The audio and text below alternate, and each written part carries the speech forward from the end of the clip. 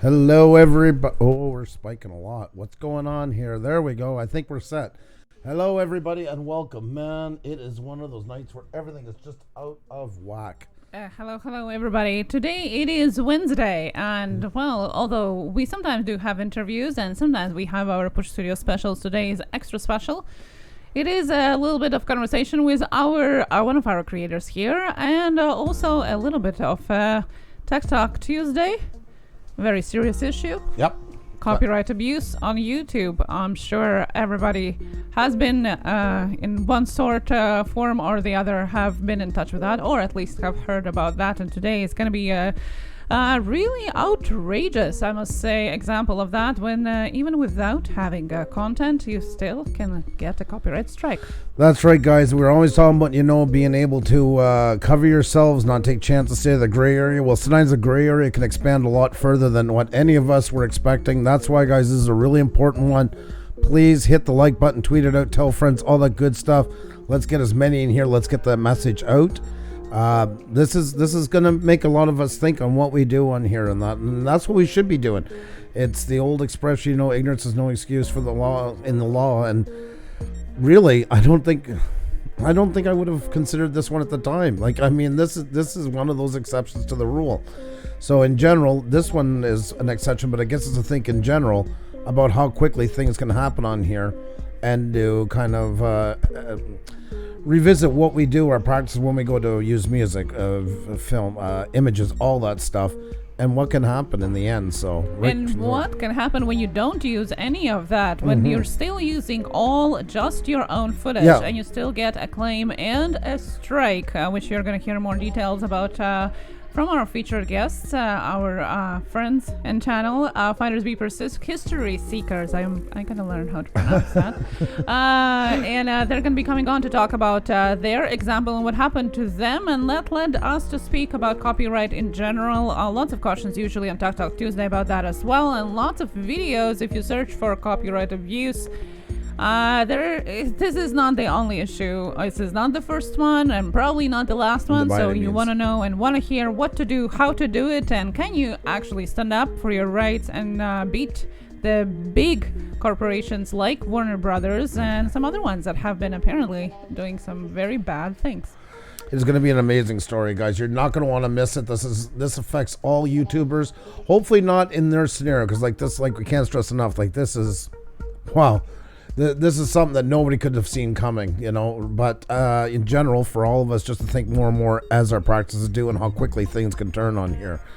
You guys are absolutely awesome. Please hit the like button, tweet out, tell friends. You guys know more people than we could ever dream of, and your words and your tweets are the ones that really attract them in. It's great to have you all in here. I've seen somebody, first super chats, Eileen, the fam. Thank you so much. Yes. Both super chats. Thank you so much for both super chats. We've seen that. You always spoil us crazy. Thank you so much, Eileen. You're amazing. Thank you so much. As this is time for you to like and share, and please do share on your platforms wherever you are connected with your creators, your viewers, Twitter, Facebook, Discord, Snapchat, Instagram, wherever it is. Please share. It is important. If you are a YouTuber, you want to hear this, you want to be a part of it, you want to know what to do, since you don't have too much time or too much space to talk about what to do usually when you get a strike. And we're getting rated. I just want to say a big thank you to Nomadic Bike. Great to have you guys all in here. Nomadic Bike, you are so awesome to us. And David Boucher, nice to meet you. Where I grew up in Eastern Quebec, there are so many Bouchers. So always a pleasure. And we have What's Blind Super Chat with announcing Nomadic Bike Raid. So once again, thank you so much for Super Chat, and thank you for Nomadic Bike Raid. That is awesome. Why did this is where I sing over usually. Yeah. Well, but before we dive into a very serious matter here, let's do our usual housekeeping here. As always, every day we do shout out each and every one of you in an annual or regular or routinely, I still haven't found the right word for it, roll call. And of course, hashtag Blue Ranch Group Selfies. We're going to go back and forth from them as well. So do that. We do appreciate a little bit of the housekeeping before we dive into the serious Sorry, matter. I'm just laughing at David Boucher. He said you said my name right. Yeah, I'm guessing. Are you Canadian, David? Because it is a French name, and yeah, I'm quite familiar with it. I even had some very good friends with their last name Boucher, brothers actually. Jimbo and Kev, how are you? Great to see you here. So many great new channels in here, guys. Please remember, just keep it above. We're gonna be talking about stuff. If somebody wants to meet, keep it on the down low, but. Once again, no asking for subs, none of that stuff in any shape or form. Just talk to people. Things do happen. If you checked out their channel and you really want to let them know, just say, JNC No Limit TV, just checked out your channel. Man, I've seen some great fishing on there. Can't wait to see more. Subscribe. And there you go. Just keep it like that. Talk to each other. Keep it give it the human touch. It goes so far. Exactly. No asking for subs any way, shape, or form. Thank you so much, Helen Casey. Great to see you. So many great names in here. We're going to say hi to everybody in just a second. We got 80 in already, guys. Keep hitting the like button, tweeting it out. Tell friends. Please tweet it out, guys. It only takes a minute. It helps everybody so much. Any live stream you're into. Ghana, because I'll say it with the harder A. I want to make just a mention of Ghana off the bat.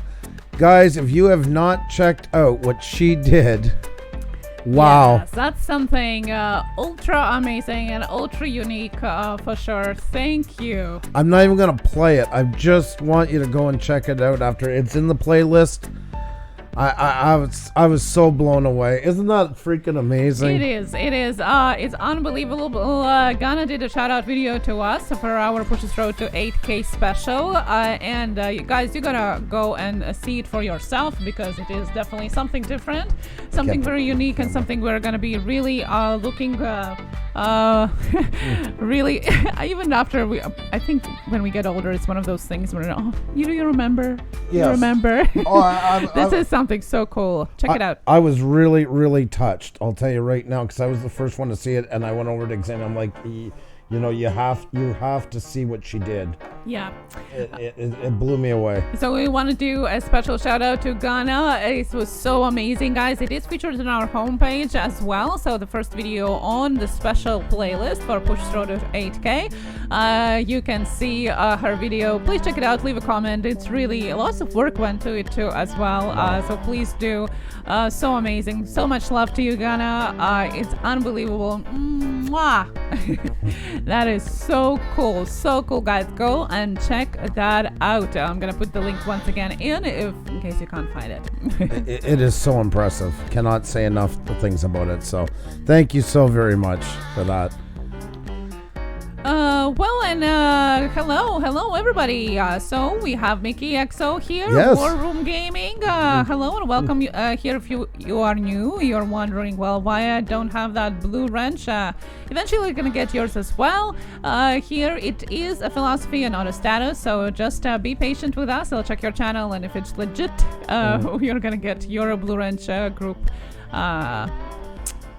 blue color as well. I'm so lost today. I was just letting you go, run with it. My head is in a copyright right now, and I'm copy.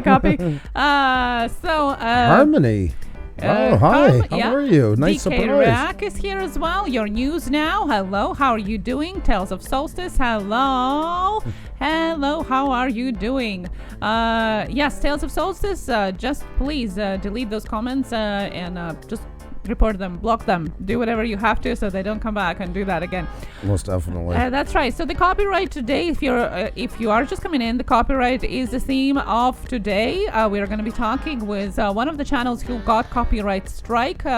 Two copyright claims, one after another. Copyright strike from Warner Brothers for the content that they actually own. Not Warner Brothers, but the creators themselves. That's right, guys. It's not like they took a movie or anything like that. It's got nothing to do with that whatsoever. This is a bewildering story at best. It is. They went to Estonia and did some footage shooting there, and well, it got striked. They're going to come and talk about in detail a little bit more, so I'm not going to tell you the whole story. Stick around. You're going to want to hear it because wow, just wow, I must say that. But before that, we, as always, are going to call you out. Also, hashtag Blue Orange Group Selfies. Don't forget about that. Take a selfie of you, or even better, if you watching us, post it on social media, and if it's on Twitter with hashtag Blue Orange Group, we're going to show it off and say hi to you and shout out you in a special way as well. Share, like, subscribe if you're new. It's quite a day. It's quite a day in Puša land, I must say. It's contagious, both of us, guys. But we're going to get right onto it right now and saying hello to everybody. Your news now. Big welcome to you. XOXO AIM is here. Wire, West Haven, always and forever. Was Blind, War Room Gaming. We have Val's Review. Tyreek's Eating Show is here, as well as TR Nairiri X. Great to see you. We have Takumbo Latona TV. We have Timber Vlogs. We have the Life of the Helens Family Vlogs. I'm so worried when they're all together like that. Miss Ryder Dye used to do that, and she changed her name specifically because of us screwing it up all the time. The Jedi Balloon Master's in the house. The Everyday Kira is here. Themes World. Terrell's Artwork Channel, our original Blue Wrench. When there was nobody else to be the wrench, Terrell was there for us. Tales of the Solstice is here, as well as Sunshine. We got Rapaz. We got Queen of Hearts Slop. We have Playworthy in the house. Wujo Adias. God, I'm so sorry. Beautiful name, I'm screwing it all up. My apologies. OFW Brunel Life is in the house. Nomadic Bike, thank you so much for the raid once again. You and your crew are absolutely amazing. We have Miss Green Thumb in the house. We got More Eats. Mickey XOXO is in the house, folks. And we have ND90 here. We have Master B in the house. We got Liz's Life. We got Life with Melissa. We got Life Tips with Miss D. We got Chris's channel. We got Knight's Armory sitting in here. We got Katie Thrifty Halls and Jimbo and Kev. We got Jessica Cunningham in the house. We got Jelly Duck 100 all the way from Kuwait. Always great to see it. JNC No Limit TV, is always a pleasure to have you in here. We got Humphrey Bear, folks, as well as Helen Casey. We've got Heather and Manny Show. We got Harmony in here. We got Good Times Outdoors.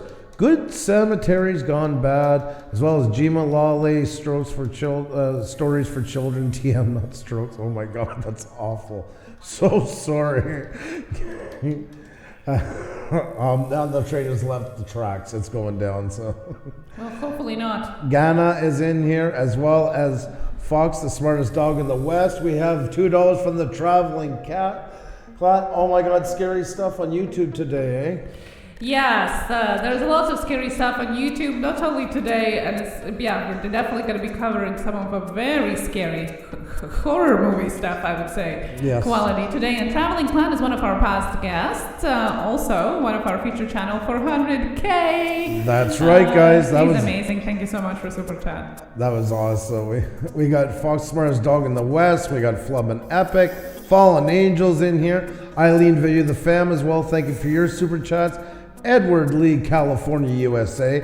East Dad. D-Crack is here. David Boucher. We have Karen Somers. We have Barrel Boy Woods. Baking Fun with Nadia. Alex, the Blue Man Reviewer and Gamer. Alaska, hey, no, nice 24, and Abby chillin' all day.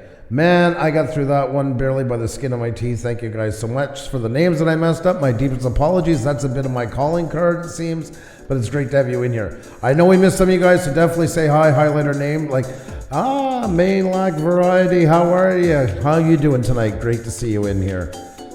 And there's all kinds of other names. Let's see, guys. Mysterious Shadow. We got Candace World, Barrel Boy Woods, Good Times Outdoors, the Jedi Balloon Master, Herbert T Outdoors, Elite Rockstar JVB in the house. Who else are we missing here? Who else are we missing? We just had Jackie Heather Food Reviews, our resident sweetie. How are you tonight? Who else? I think we got most of them. Canadian Drone Hub is in here. Good to see you. Here, Bobby Sprinkles is in the house. Great channels, guys. All kinds of great people in here. Great to see you all hanging around. It's going to be an awesome topic, guys. You're not going to want to miss this. Our guest will be joining us in just a few minutes. As well, guys, don't forget about selfies. Don't forget about selfies, folks. That's right, a selfie of you watching us. Kelsey Bernard Music, how you doing? Great to see you. Oh, if you can get us up to 8K tonight, that would be awesome. We're getting purged like crazy. Linda's House of Chill, how are you? The last 3 days just been going up and down, up and down, up and down. Literally like windshield wipers. We all get it. It all happens. Humphrey Bear, how are you? Good to see you. Guys, remember your selfies. A selfie of you watching us. You can't do that. A selfie of you. Put it up on Twitter, and just make sure you use the hashtag Blue Wrench Group so us and everybody can find you. It's a great way to be seen, great way to grow your Twitter following, grow your YouTube channel. It all works hand in hand. I hope we get this back on track before we start with the guest. I'm hoping for their sake. Oh, I guess I have somebody here. Hang on. God, the good one is in the house, folks. That's right, folks. We got God the Good One sitting pretty in here. How you doing tonight, my friend? Great to see so many great channels in here. You guys are all absolutely awesome. It's a pleasure hanging out with you guys. We got a really great subject for tonight, guys. You're not going to want to miss it. Kind of a David versus Goliath story. This is not the norm when it comes to copyright, so you're not going to want to miss it, but it also will open up the topic more as well in general, what to do, what not to do, what to avoid, and how big that gray area can really be. This is the biggest proof of it yet, I would say, in my opinion. So, Cleve's videos private when you set them to public. Hi, Great Grandma's Greenhouse, and yep. Did you want to talk for a minute? I realize I've been talking all. No, well, it's okay. I'm just sharing it out, guys, and I hope you guys do the same. Share wherever you can. Tag people that you know, let them know, share it out, and it is an important issue. So we really hope that you can share it out. And yes, it is not just about copyright. It is not about copyright guidelines on YouTube that you might think that you know about, although it is still a gray area. It is about how is it possible that your own creative content can get you a copyright strike? Mm-hmm. That's right, your own creative content, even if you don't use any other people's videos, anything like that, you can still get a strike. You'll say, what?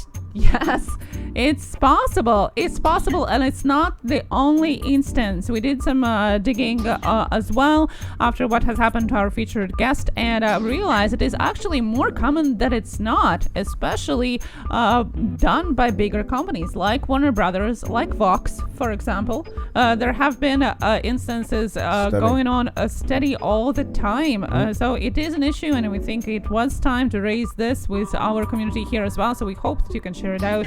Please do. We do appreciate if you can.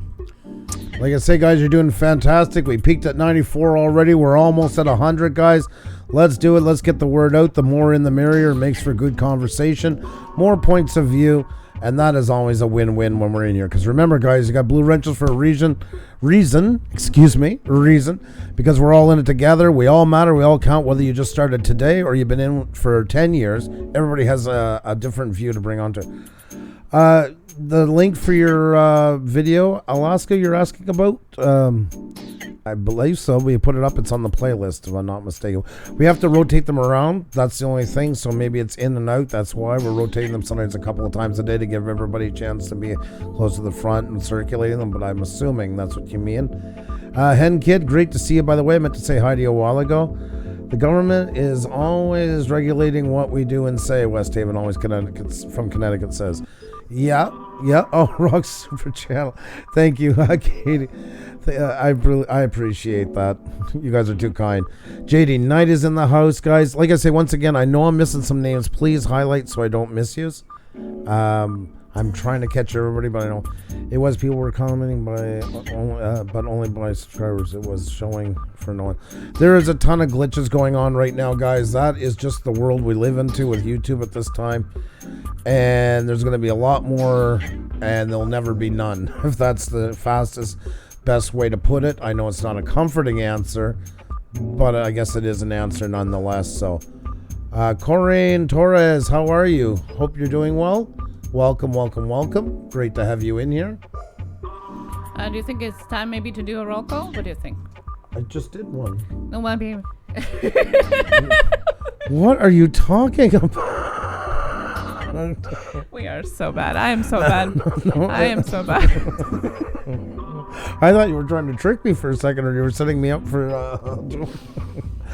Oh my God. JT Coin Rings, how are you? Great to see you. Hope you're doing well. Yeah, the subject is serious, and we are trying to with our best, I must say. I mean, maybe I didn't do my best, but I did. Well, maybe that was the problem. That's right. It falls on me. Guys, hit the like button, tweet it out, tell friends, and if you're new here and you enjoy this kind of off-the-wall banter, then please subscribe. We'd love to show you more what we do. Well, at least I got the love from them, so that's good, guys and girls here. Thank you so much. And guys, I also want to mention that, as we mentioned a while ago with Ghana, we are doing our Road to 8K promotion. We're asking you guys if you can do a shout-out video and include hashtag Pusa Road to 8K in the title. Bring it over and add it to the playlist here. It's public. If you have any trouble, just let us know. We'll add it for you. When we're all done, we hit 8K. We're going to put all your names on a wheel, spin it, and whoever wins, we're going to bring up for like an hour or two. And depending on where your channel's at, that's why we're keeping a bit open. We'll either do an interview and help you with your channel some or whatever's going. We are getting closer. Like I say, we're hitting a bit of we're getting purged a little bit the last couple of days. We keep going back and forth, but we're right now sitting, we'll say, roughly 120 away from 8K. So, and we have Ray Kid joining us as well. Hello, Ray Kid. How you doing, my friend? Are you working tonight? Good to see you. A fantastic channel, man. He's getting close to 18,000. Yeah, he's been growing amazingly well. We interviewed him a couple of months ago. I think he was at 11 at the time. Yes, one of our past guests as well. And just a reminder, no self-promotion. That's right. This is not what it is about. You more than welcome to check each other's channels behind the scenes, leave the comment, etc. But today we talk about copyright. You're more than welcome to ask questions for our guests, for us. Share your experience, your thoughts. Just be respectful to each other. Please do, or we'll have to time you out, since we really try to get a positive atmosphere here in the chat and welcoming for everybody. And then he did it. Rickett said he did it. We did it tonight. No. So, it looks like he have crossed his milestone. So congratulations. 18,041 subscribers and counting. There you go, guys. Amazing. Congratulations to you. Well done, my friend. 18,000 over. I was almost kind of hoping he would sneak in here when he was just close enough. We would have put him over. Yeah. But I'm happy for you. I'm so happy definitely. for you. Well, there's another one coming. 19 and then 20. 20. We're keeping an eye out for 20. We're putting dibs on 20. JCT, hello. How are you doing? Karin Torres, hello and welcome here as well. Nebul is here. Hey. Hello. How are you doing? Good to see you here as well. Flower Glamorous, hello. Hello, everybody that is new. You are going to get your reg in a little bit of time, so don't worry about that. And once again, guys, we missed your name. Please don't be offended. Just highlight our name, just like what the paranormal did. How you doing? Great to see you. You guys are all superstars. You all make us look good. Drive Shaft Drew is in the chat. How you doing, my friend? Great to see you. Another fellow Canadian. You have been working very hard, Etiquette. That nobody can take away from you, and it's paying off, and hopefully it's going to get 10 times more than that. So, way to go, my friend. You guys are awesome. God, the good one is here. Yeah. Well, you watch there. God, the good one. There you go. That's better. Jeez, that's like you're crossing lines doing stuff like that. You don't just speak his name. Nobody does.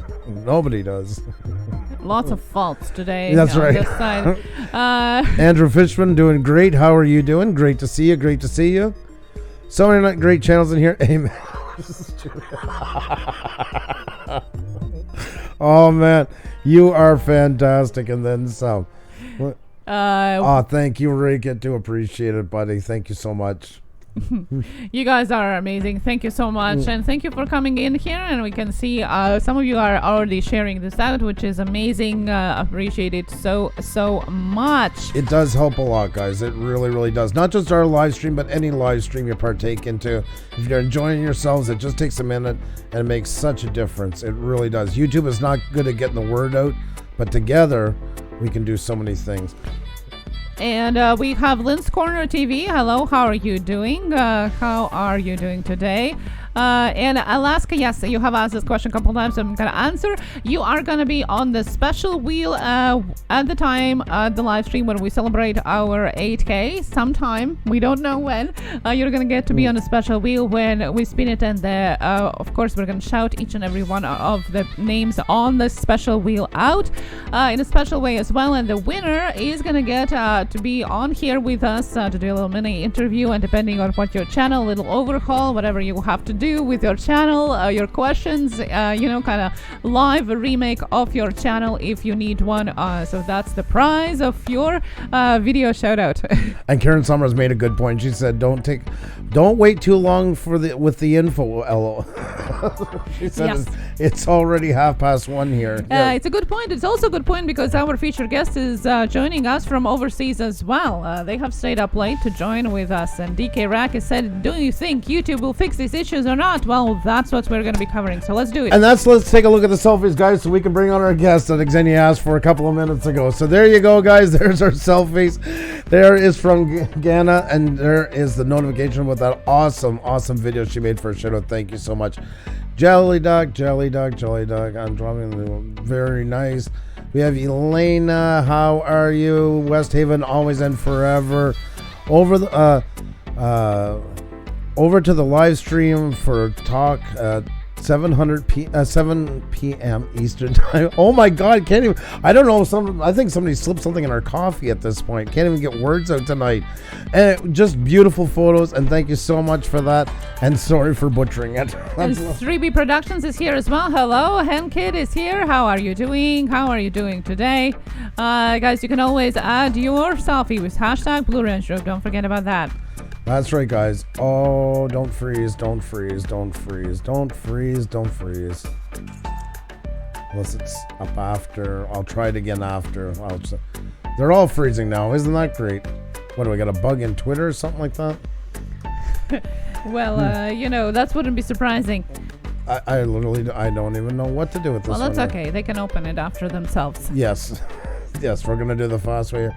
Oh, something we're doing. So there is Jackie, and there is Alex tweeted out. Thank you so much. What is an octopus? I still love that. That's so amazing. That is so amazing. Absolutely love it. Thank you so very much. Oh, Tham's World. I would love it to be some Baileys, but no. Maybe for 8K. Wire, what's going on? 8K, I'm getting scotch. Can I get my Baileys? No. To everyone following me, watch Pusa Can somebody Studios. send me Baileys? Truly great and very helpful to small creators. Thank you so much, Wire. Love it. So great to have you back. And there's Nomadic Bike looking. That is an epic shot, man. Ooh, that it is. Yeah. I love it. You are the man. Thank you so much once again for the raid. You are so good to us. Knights Army. Oh, I love it. That is nice. Looking great. I love it. Absolutely very awesome. Nice. Love that. And there we go, guys. There's Liz Live. It's time for Pusa Studios. Puppy is ready to watch the live stream and be informed. Are you? I love it. That is awesome. Thank you so very much. And there's Life Tips with Miss D. Great to see you in here. Miss D is getting ready for our Blue Wrench Group, growing your channel. Thank you so very much. What a fantastic looking selfie as well. Absolutely awesome. Well, you guys are all awesome. Welcome to Clutch Urbex, who just joined us as well. Welcome to our channel here. And guys, don't forget, you can always add your selfie. We will bring it back during our show as well. And if you do that on Instagram, we also feature them on our stories, so you can do it there as well, or on Facebook, where we share it on our Facebook page. So all your biggest social media platforms open there for sharing your selfie.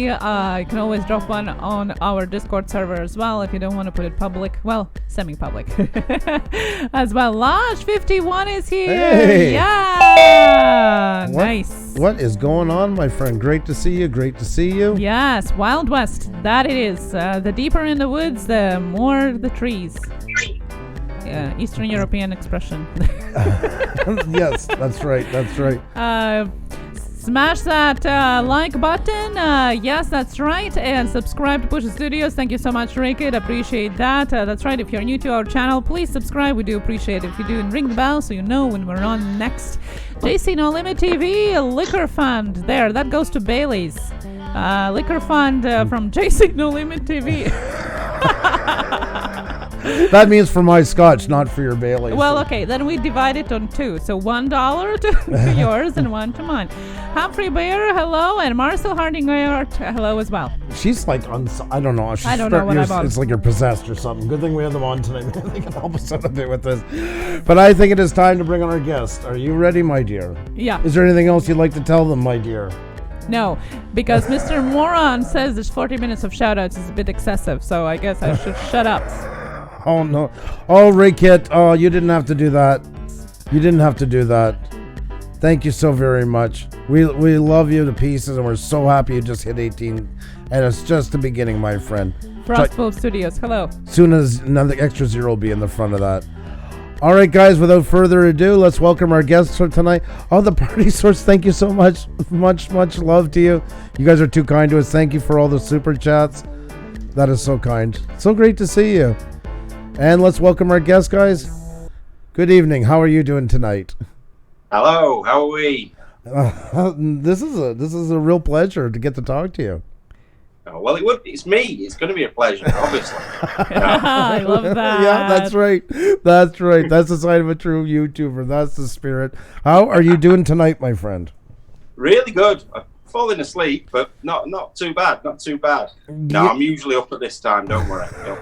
He played that with me a while ago because I apologized to him for being so late. Oh, so. Yes. Yeah. Oh, wait, one minute. Don't we need to do the roll call? Because I don't think we've done it yet. This is going to be forever now. Yeah, I was in a time warp, as this Chronicle said, so I don't know what happened. I don't know. I don't have an answer. I don't have excuses. I usually do, but not this time. Yeah. Thank you. Thank you for reminding that. All right. For those in the channel that don't know who you are, maybe we can start with a little introduction. Yeah, I'm Matt from Finders Beepers History Seekers. We are we started off as a metal detecting channel, and it changed over to an urban exploring channel, so going around abandoned buildings throughout the UK and Europe. We've been all over, to be fair. People trying to keep kicking us out of the country, and it doesn't seem to work. We get back in somehow. So yeah, all good. It's an interesting channel. We do some pretty odd things. And you usually there's usually two of you, right? Yeah, but because it's sort of past midnight, he's been in bed for at least 6 hours because he's about 95. So you gotta love a good team setup. He always got his back, right? No, he's a good lad. He does go to bed early. Don't live. Like, a lot of people think we live together. I don't know why. Like we're a couple, but we're not. He lives about 5. Always been like that. But to be honest with you, he'll be tucked up at home with his missus. Unfortunately, that sounds wrong. But anyway, you know what I mean. I didn't know that. So some people do think you live together. Yeah, he's actually tied up in the cellar. at the moment. But Oh my God. Well, it's great you could join us, and your story is one that's so I mean, that's why we got you on to tell it, because it's almost hard to believe how things worked out for you. I guess now you've told everybody a little bit about yourself, I guess we might as well just jump right into it and start off a little bit. What was your plans when you were heading over there to Estonia, and that? What was your we flew off to Estonia and Russia at the beginning of last month. In that time, we got so many explores planned all over. Really, the place that's caused all the problems, we never expected to be anything other than, because it's a former Moscow Olympics site, and we never expected to get there and it be a film set. So when we first arrived, that was one of our first explores, the first one we were going to do. And we were a little bit concerned because normally the abandoned buildings we go to are abandoned and empty. But when we got there, it was full of workmen, which was a bit odd. So we did what I do best, which is blag, and I made my way to the entrance, found a security guard that spoke no English at all, and sort of through a worker that was there, sort of made her aware that we were there to film and take photographs. They signed us in. They were happy for us to go around, and we did what we normally do best. And did you make it sound like, I don't know if you want to answer this, did you make it sound like you were part of this production, or how did you play it? So we did tell a couple of white lies, I'm not going to lie, but that is part of the blag. That is sort of part of the challenge and the fun of it. We're not going there to destroy anything or cause any problems for anyone. The reason we go is to document these places, and that was mainly it. This place was getting done up at that time, and we knew there would still be original features there from the 1980 Olympics. We wanted to document that and show the world exactly what it was like before all the changes happened.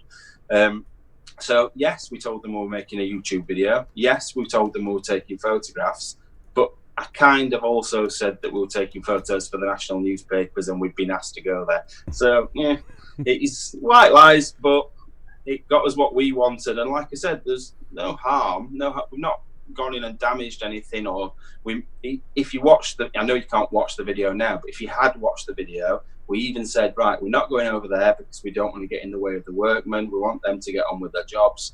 So we were trying our hardest to not get in people's way and cause problems. Right. So you did get in legally. You didn't do anything illegal. You did say that you're going to be taking the video. So all of that was there. So nothing illegal have been done. No, we were signed in with our real names as well. So we didn't make up false names or anything like that. We wrote our proper names down, and they seemed to have no problem with that. Okay. So what was going on at the time? Did you know what exactly those workers were like? What was going on? What was the fuss about going on there? It was a little bit of luck to start with. So on the plane, on the way there, one of the people on the plane saw me with the tripod in my hand and said, "Oh, are you here for the Christopher Norton film?" And at that point, we were like, "No, I don't really know what you're talking about. We're just here for YouTube." And then when we got to the place, it's called Linna Hall in Tallinn, in Estonia. One of the guys there, because they were all British workers, they were all doing work there, and they were all British. And he said, "Oh yeah, are you here for the filming?" And I said, "Oh, the Chris Nolan film, yeah." With that, so I put two and two together, and that is what then ultimately got us in, because he spoke to the lady on the desk, and she was like, "Well, yeah, they're obviously supposed to be here."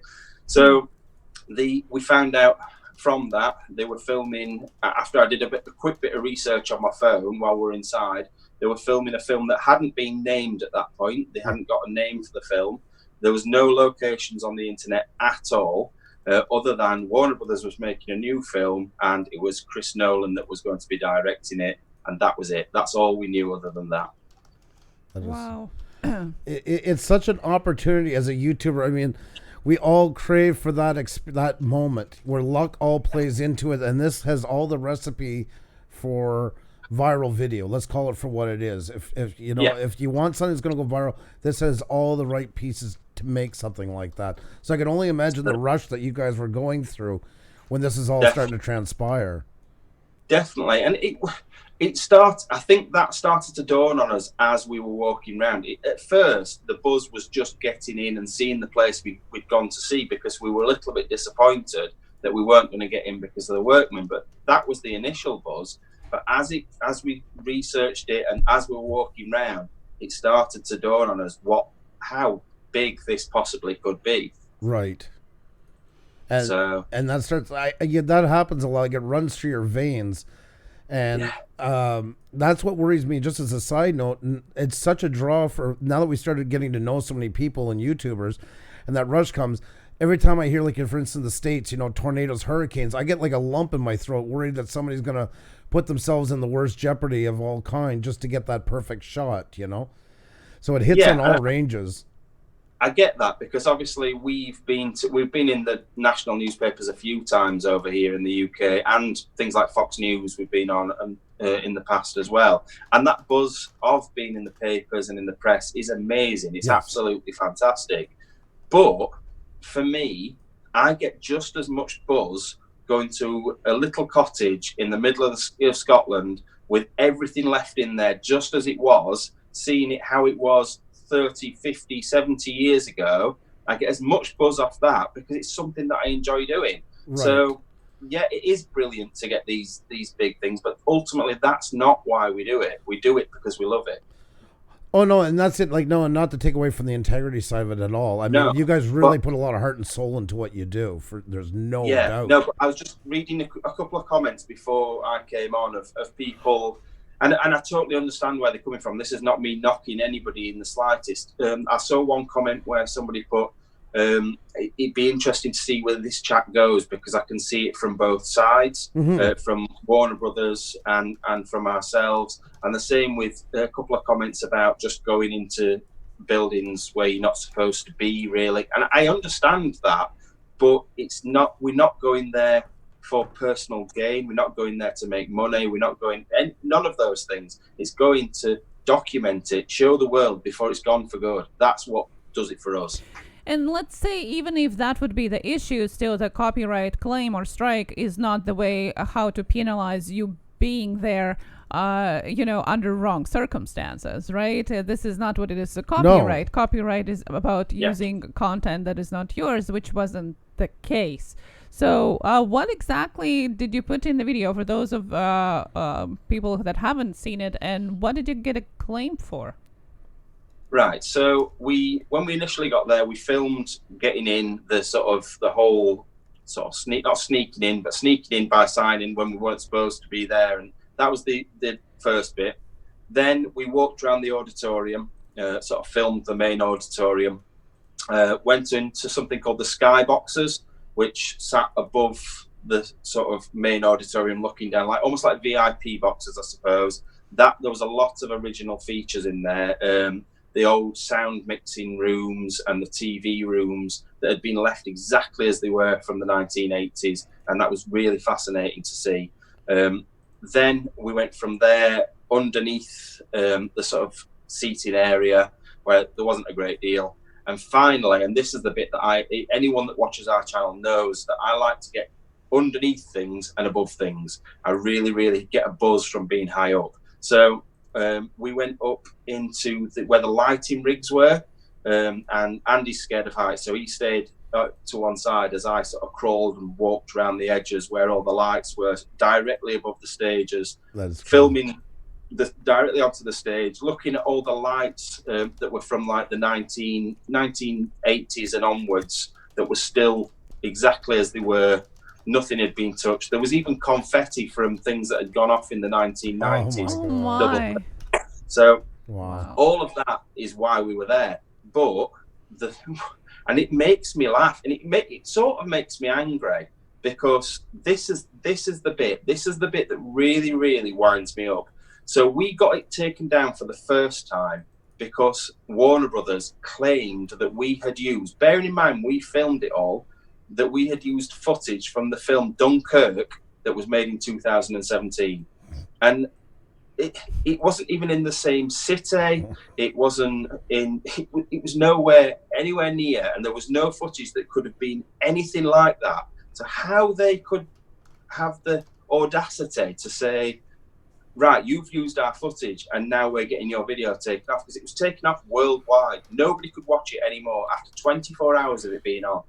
It drove me crazy.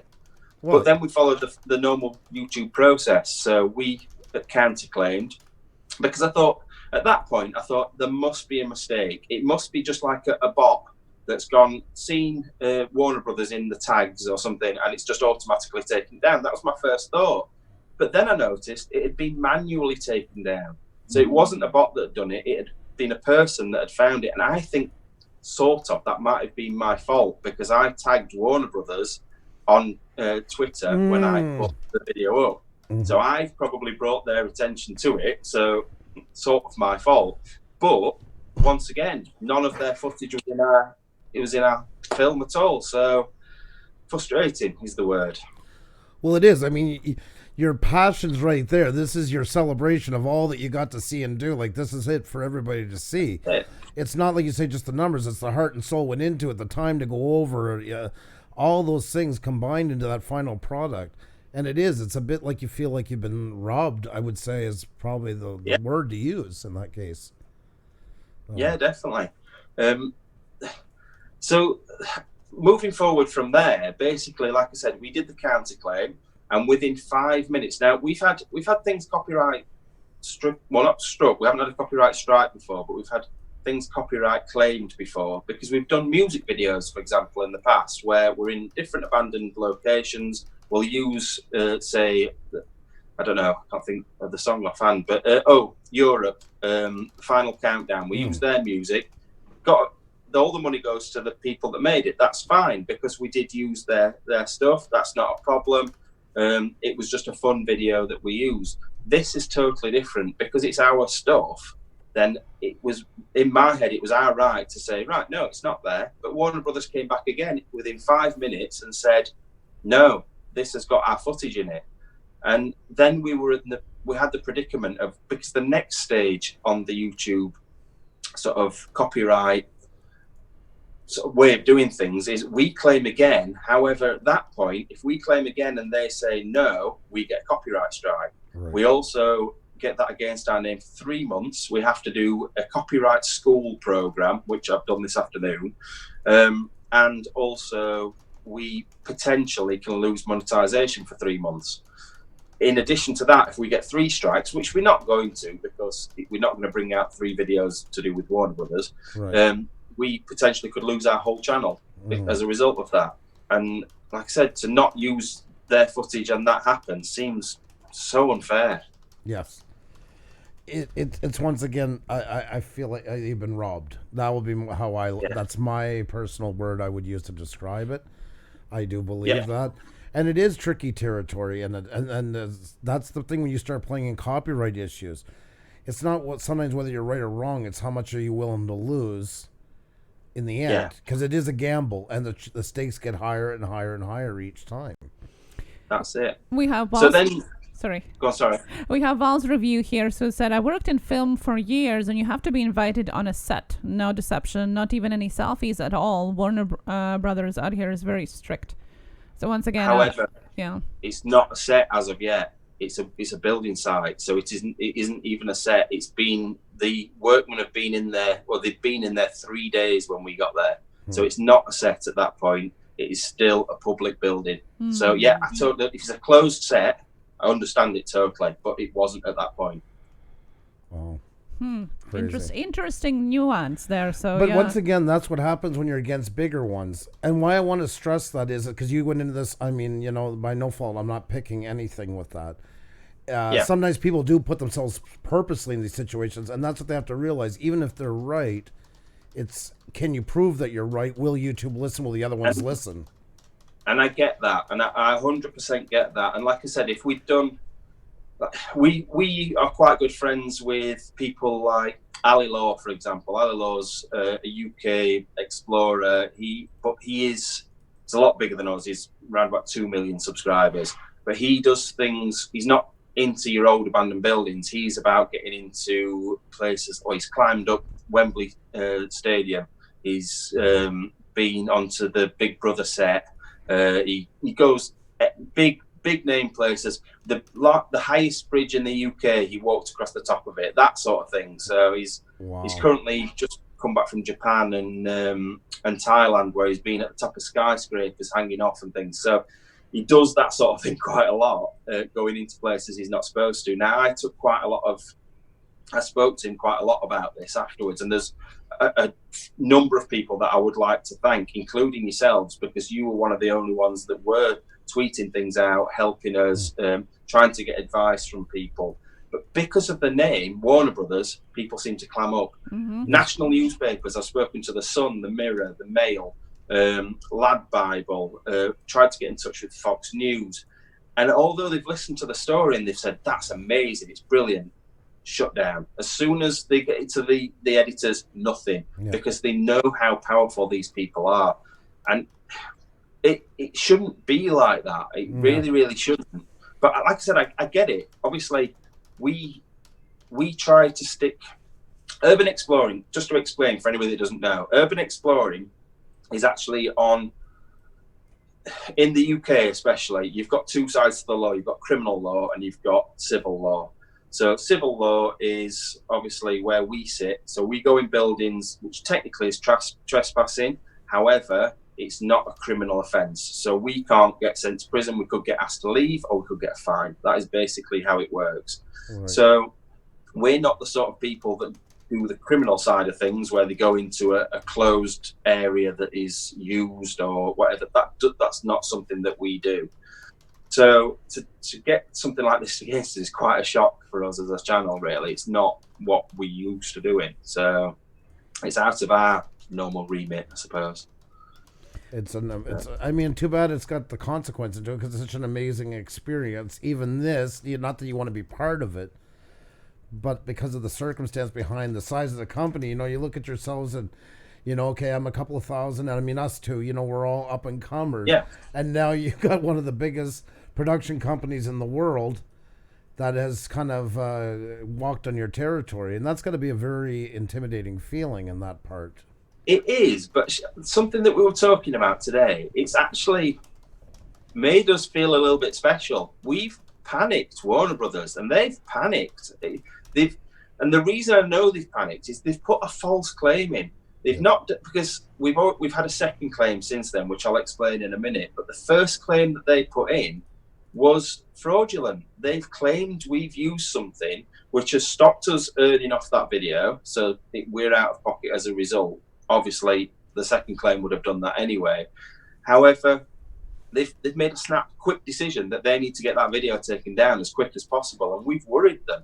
And that, for me, we've kind of won in a way. Even though we've had our video taken down, people are talking about it. People have realised this shouldn't be going on. So, for me, I think that's a win for the small YouTubers a little bit. Well, that's the thing and I didn't understand from Warner Brothers' point of view, why to claim something that, we are still growing here, right? So it's, let's say, I don't know, PewDiePie would do that. Yes, fine. Millions of people would be watching it. But potentially, by them doing this, they made more fuss about it and more information out there than just by leaving it alone. Yep. Yeah.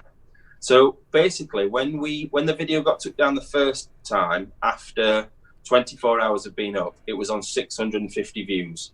So 650 views is nothing. It's probably what we get on an average video. We're not a massive channel. We've got 3,000 subscribers. Our biggest video's got about 35,000 views. This one, 650, about average. So for them, that would have just fizzled out. People would have watched it that normally watch it, our subscribers, and that would have been that probably, because we wouldn't have made a fuss about it. We would have just let it get onto the next video, and left it at that. But because they've then carried it on, then when it's come back up again, I've made a big fuss. I've put the link on everything saying they've let it go. I'm so excited. I can't believe it. Twitter, Reddit, everything like that. It was then running at 500 views an hour. And before it got took down again, that was an additional 2,600 views. So if it had been left to run 24 hours, we'd probably be over 10, 15,000 views by now. So it's crazy, really. They've made it worse for themselves by doing that. But it also speaks of the times, and we had on a guest. I don't know if we even knew you back then. I'm trying to think. We had on Doug Tenaple, the guy that created the iconic video game Earthworm Jim, cartoonist. I mean, he's worked. Oh yeah. He's pitched to Steven Spielberg, done all this stuff, and we asked him the golden question halfway through: why are you on YouTube? What is the point?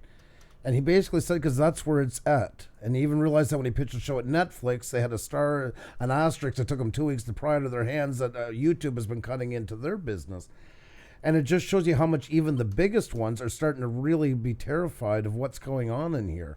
How they really are paying attention to it. How, like you were saying a while ago, it shows how far they'll go because they are worried how much we're cutting into everything they do. And all of us in here are taking massive chunks out of these companies because...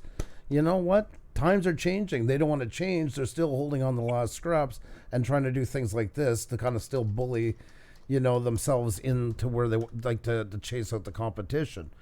But we might be smaller than them, but there's so many more of us versus them. The clock is ticking, and yeah, definitely. When you have, I find myself now watching YouTube and Netflix. I don't watch terrestrial TV anymore at all. I literally don't watch it, apart from a couple of kids' channels my little boy watches. But other than that, I watch YouTube all the time. That's all I watch because I think the creators are fresher and newer. It's not the same old boring format. I find it more interesting that way. So yeah, I agree. 15 years ago, if I had to put up the question, what's everybody's top 10 TV shows in their top... Even music was... Yeah, even back then, if I picked a genre, probably 4 out of 10 would overlap each time. It'd be like, oh, I love Everybody Loves Raymond. Oh, I love, this and that. Yeah. Now, if you put that out, the sky's the limit. There's no more creating superstars in a way because they can't get enough traction in one field. There's too much to choose from anymore. Music, I'd love to ask everybody to hear your top 10. Everybody be all over the place. Probably 90% of it, each of the other one wouldn't know who it is because there's so much variety going on. And those big production companies will never be able to do that because they're not structured for it. For an example with that, Billie Eilish is one of the biggest music stars knocking about at the moment. She's only, I think, 17. She's been doing it since she was 13. And she only think in the last couple of months has brought out her first proper album because everything else was done on social media and everything else brought her fame through social media, nothing to do with the normal music industry. So it's where it needs to be. It's coming forward and it's creating some amazing people, and that's how it should be rather than whoa, I've lost you. Warner Brothers is really getting you. I'm here. Oh, there we go. Oh God. Oh my God. We're having an issue. It's you. This is it. It's you earlier on. You were having the issues, and now you've passed it on to me, and now I've lost you altogether. Oh my. Oh my God. It's a censorship. I'm coming. Don't worry. Jessica's asking if you're okay. Yeah. My head didn't fall off. It was just my phone. And we can't see you now, just let you know. Right, I'm coming back in 2 seconds. I'm still here. No problem. I'm taking all my clothes off at the moment. I'll be a sec. This is priceless. And to happen that way, I'm telling you, Warner Brothers has just got their finger in everything. I know. That's it, the hitman here. That's right. Come for me. The revenge of Warner Brothers. That's right, Terra Firma. That's right. Right, we are... Drone Kings. I've turned volume down now, so I can't hear you. Oh, my. Drone Kings and Darwin says, wow, copyright takedown to the extreme. and Clutch Urbex says, thank God he has his pants on. Oh, did we lose him completely? We lose him completely, yeah. Okay. We'll go back here for a sec. Well, guys, I just wanted to mention while we're trying to get him back that we had people sharing their stories as well. For example, Sonny Greenwich, who constantly is fighting his own record company by he just got another claim last week on his own song. He is a singer-songwriter, and he gets claims on his own songs, and his record company is just not replying on his questions about this.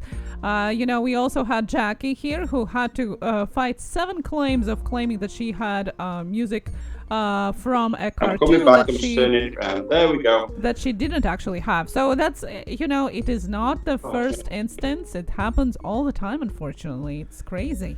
Exactly, guys. It is part of it. There we go. We got him back. Let's jump back to the interview side. There we go. That was interesting. Yeah, that covered all bases on that one. Yeah, that was good. Yeah, nobody mentions the company name anymore, so we don't get censored. Yeah, we're gonna the W guys. Yeah, we're gonna call them. Yeah, the brothers. Yeah. As a side note, we were talking with one night we had Panic D Paranormal on, him and his wife, and they believe, like, she wants to believe he believes. I'm like her. I want to believe she does. And I don't. And they're trying to talk about this stuff, and I'm enjoying the conversation, but I don't believe.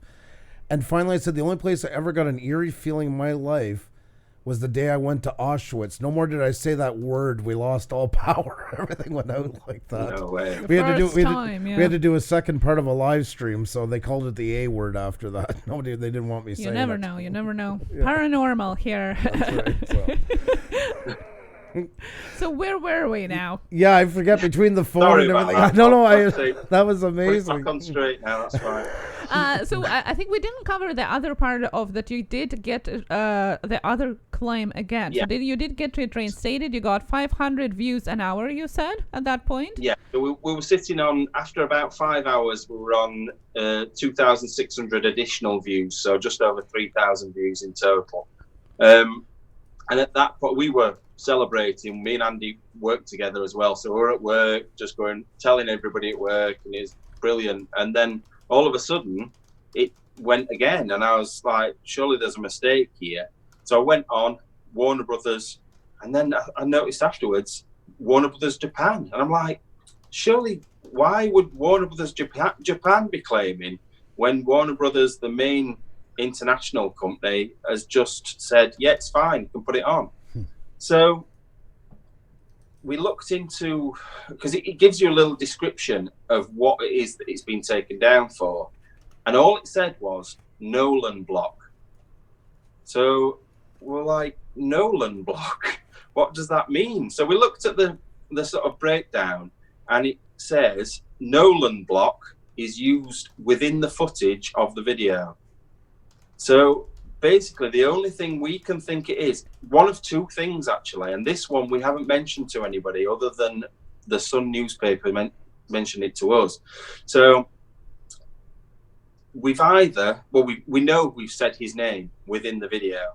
So it's either the copywriting us saying his name, which is really strange to say somebody's name and get copyrighted. I've never heard of before within a video. Or while I was up in the gantry, up where the lighting rigs were, I was filming down onto the stage. Now, there was one guy in a yellow jacket that seemed to be telling the workmen what to do. So I thought, oh, he's just the gaffer. He's just telling people where things need to be. When we got back to the UK, I sent sort of screenshots to the newspapers, and their film expert seems to think that was Chris Nolan. So... Wow. Potentially, he was actually in our footage, saying how he how he wanted things to be. Wow! But I can't say that for definite, but that's just what one of the Sun experts came up with. That is crazy, but even so, it still wouldn't be worth or anything under the copyright. But it shows how far they're digging. Like, this is something that when you get into commercial law and stuff like that is so common. It's these fine little things that are almost like they're just trying to drown you out. That's a stretch what they did. So they're putting some time and effort into bringing this down. That's what it comes down to in all this. Well, that's it, because this time how things worked weren't the same. So last time They claimed, we claimed back. Then they said no, and we claimed back. Then we claimed again, and it got overturned. That's how it worked the first time. The second time, they claimed, we claimed back. They put a legal document in to take the video down. So it wasn't through the YouTube process. They'd gone to court and got a legal document to take the video down. So, but we have no, other than Nolan block, we have no information what that is, and nobody will tell us. So you can't have any access to the court documents? That's kind of weird too, no? Well, I'm presuming if I got a solicitor and got him to apply for it, I probably could, but that's going to cost me money, which is it worth doing? So, have you thought about starting up a campaign for it and trying to get it to go viral, about seeing if you can crowdfund it? Yeah.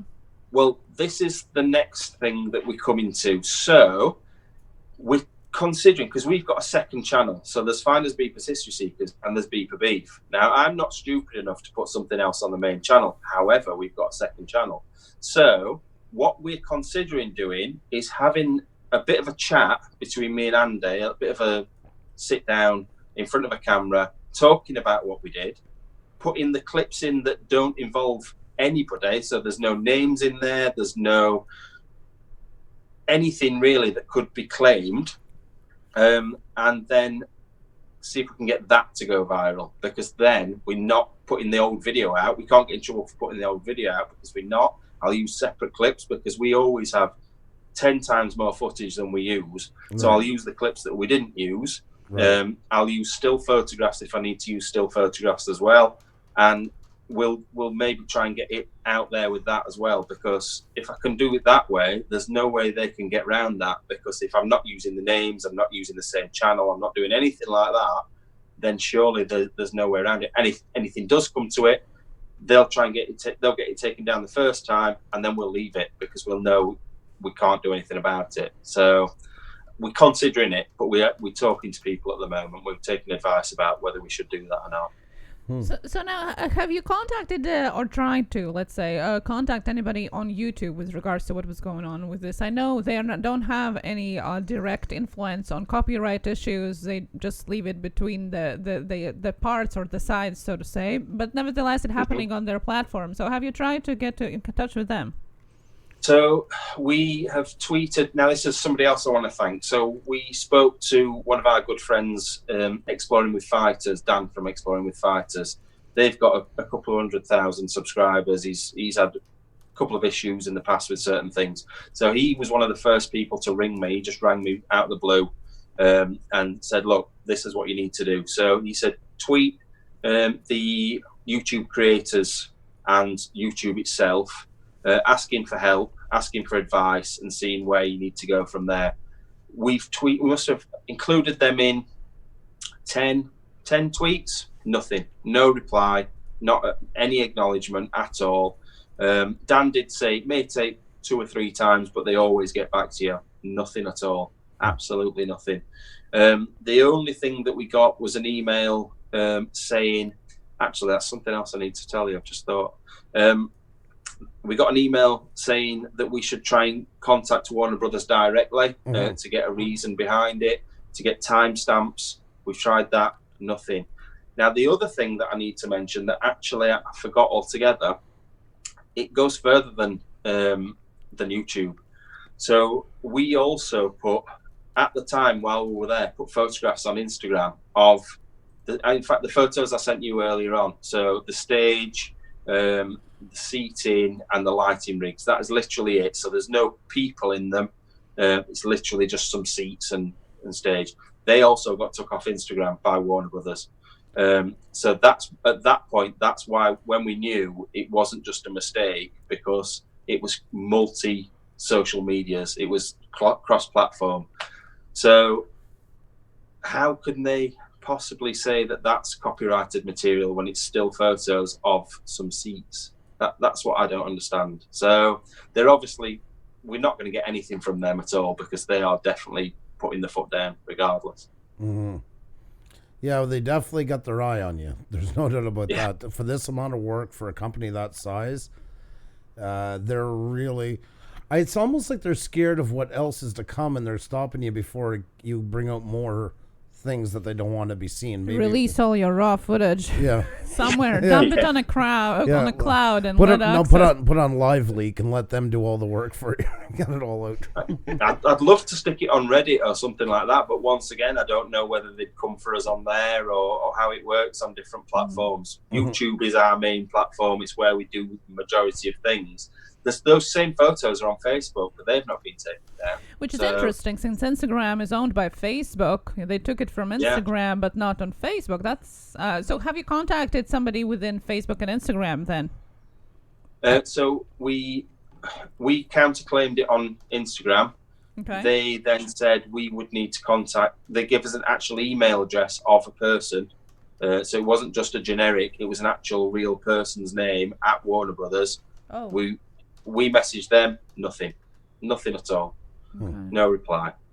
So they've just gone silent on us. They've just gone dead. There's no response.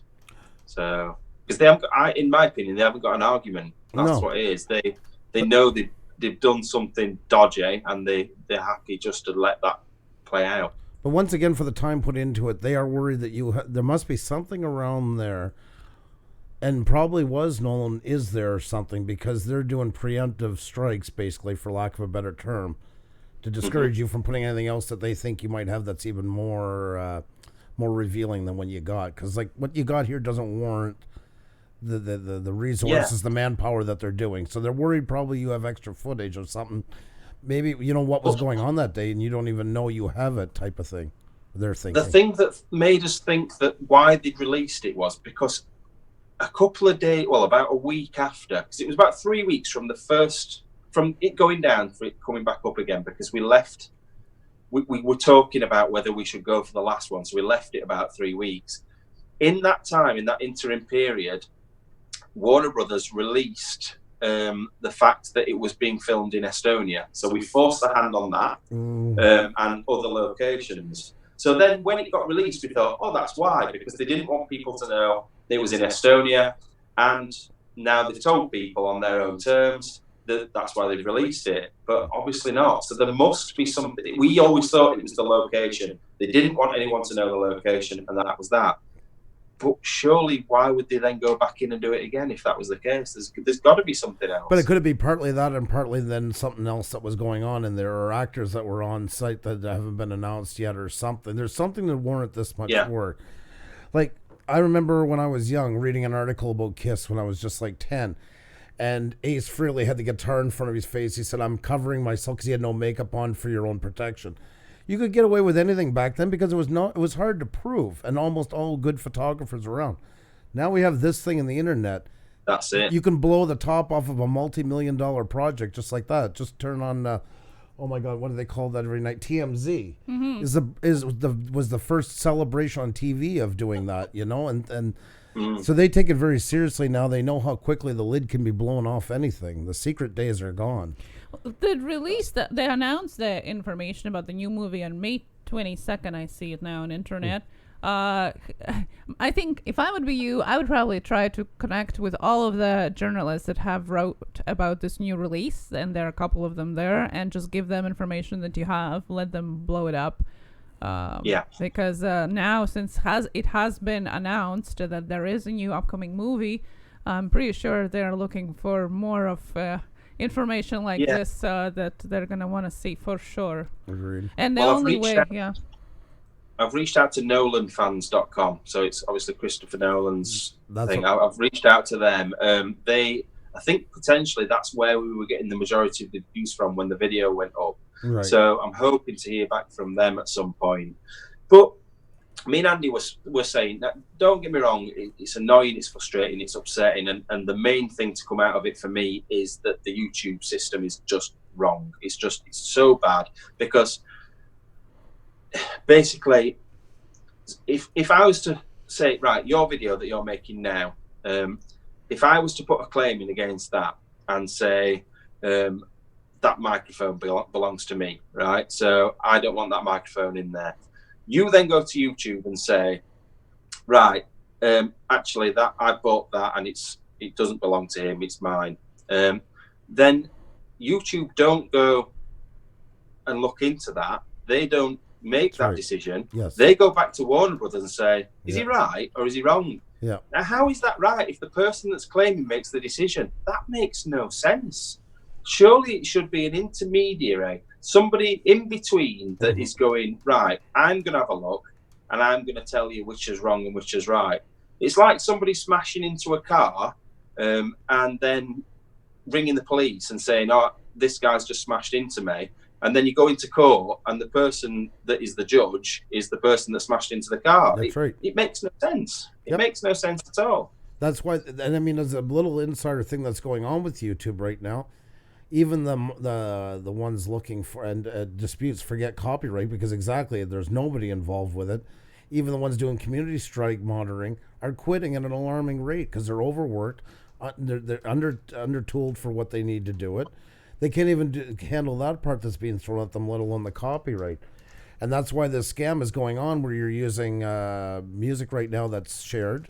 And say if I used MU Free Music like we're using here, we do get claims all the time for profit sharing, and it's scams from different countries coming in, making fake companies, making claims onto it.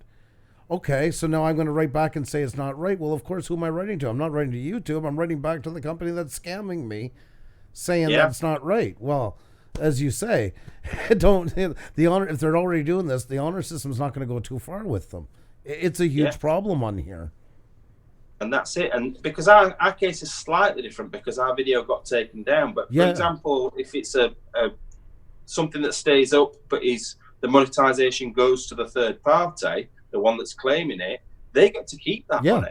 Yeah. Regardless of whether it was their content or not, they keep the money. How is that? That's just not fair. Well, no, exactly, because everybody says, oh, to hell with it, it's only $10, whatever. Okay, but if you've done this scam to 250,000 channels, you're bringing in some pile of money at the end of the month. It's organized crime. 100% is.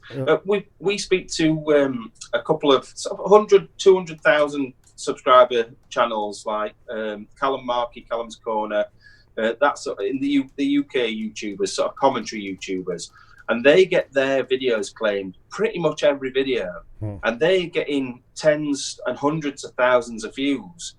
And that isn't just $10 or £10 or whatever. That's a lot of money, and that's their income.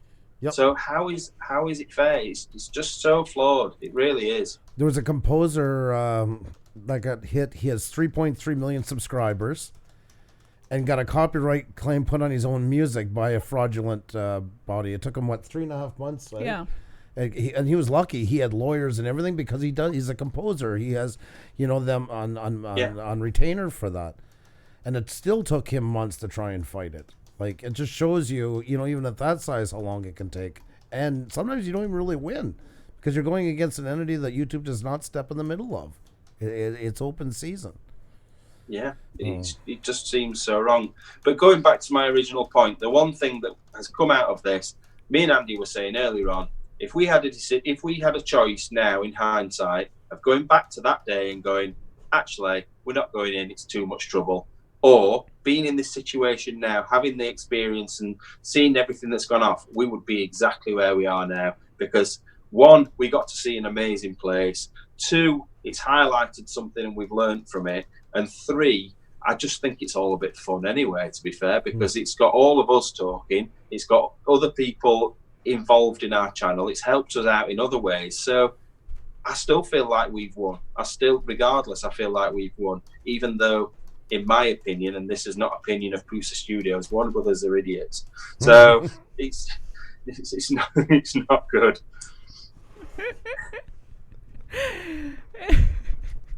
Yeah. Oh my God, I love that. That is so awesome. Thank you for the disclaimer. Thank you. No, I think is what matters in this, and yes, you might not get the video back, but I think it is very important that you do speak out about that and coming today on our channel as well, because it is a bigger issue. It doesn't happen only to you. It happens to other YouTubers, bigger and smaller, and with this issue, it happens to be a huge company that has done this maliciously. So just maybe, we can only hope that maybe if you decide to pursue it any further, that it might be a start of some changes in YouTube with regards to how copyright claims get handled. Yeah. If I could ask the viewers of this video this stream to do one thing, it wouldn't be to come and subscribe to us. If you want to, brilliant, but that's not what I would ask you to. What I would ask you to do is go onto Twitter, go onto other social medias, try and contact YouTube and YouTube creators, even Warner Brothers. Tweet, ask why are these things going on and why it's allowed to be happening, because we're a community, and if we don't stand up and speak, who's going to? Because we're the ones being affected by it. So we need to do something. Doesn't matter if you've got 10 subscribers or 1 million subscribers. If it affects us, it affects us all. So we need to do something about it. That's right. I feel like Braveheart now. I love Freedom! it. I love it. But that's true, and I love it. I love that you did stand up. Lots of people probably would have let it go after the first claim. You didn't, and I think it is so important that you didn't, because the more we stand up, and as fearful as it is, maybe it's gonna make a change, and it should. Eventually it should, because this has been going on for a while now, and it literally is abuse by bigger companies towards creators. It shouldn't be tolerated, and YouTube should step in, because it does happen on their platform nevertheless. Yeah, well, YouTube are the teachers, Warner Brothers are the big bully in the playground, and we're the kids. And if we don't do something about it, tell the teachers and stand together as the rest of them, they're just going to beat us up. I was going to say something worse, but then I remembered I'm not on my channel, I'm on yours. So yeah, they're going to beat us up. You can get away with the odd one. It doesn't hurt anything, by the way. I tell people, if you keep it HBO-ish, you're good. So don't be shy. In our later tweet, we tagged in Team YouTube and some of the bigger creators. Doug Tenaple retweeted, by the way. Yep. Doug, we were talking about a while ago from Earthworm Jim.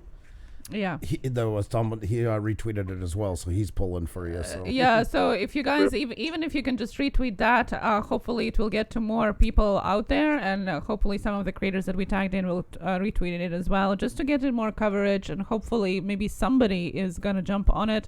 I tagged Tom from Creators Insider as well, see what he says. We'll follow up with him tomorrow, maybe, and see if he sees it. Maybe he has something to say about it in general.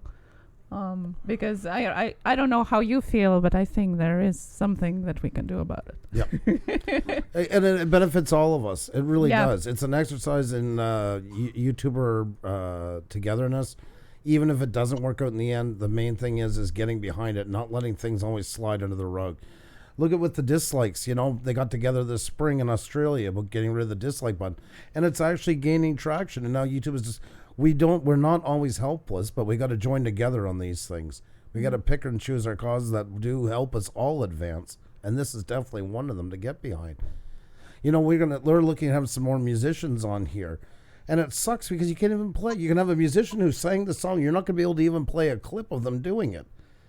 There's so many things that are broken on here. I mean, that is idiotic. It really makes me angry, something like that, because that's what keeps us from finally becoming fully legitimate competition for television shows, is being able to do little things like that.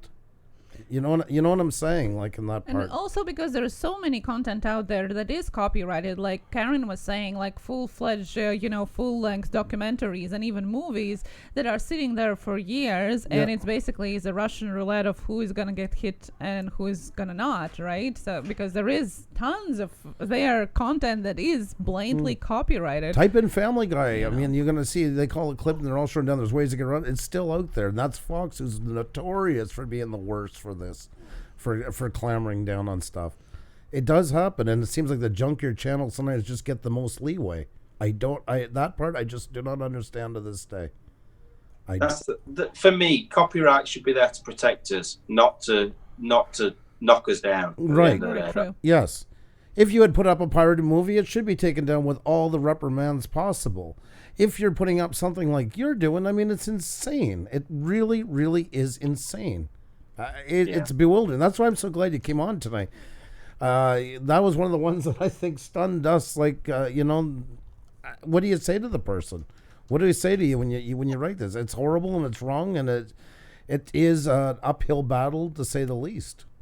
I think we're quite lucky in that we are quite positive people. We know that we've got so many amazing things in the pipeline. We've done things we've enjoyed, and we like this weekend's video, we're getting chased by the Russian army. So it's like we've done things that we'll never forget, and we've got those memories, and they'll be with us forever.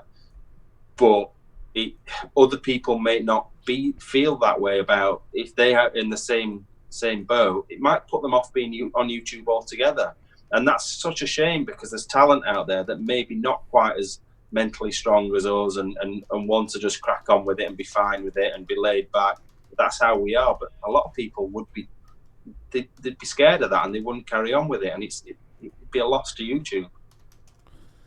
You know what? You said a big point right there. And that's why sometimes it is important that we do make stands on stuff to give other channels not just to give them a voice, but give them the sense that you can stand up for something on here. And I really do think that is badly needed, because a lot just throw in the towel very quickly because they feel they're not going to be listened to.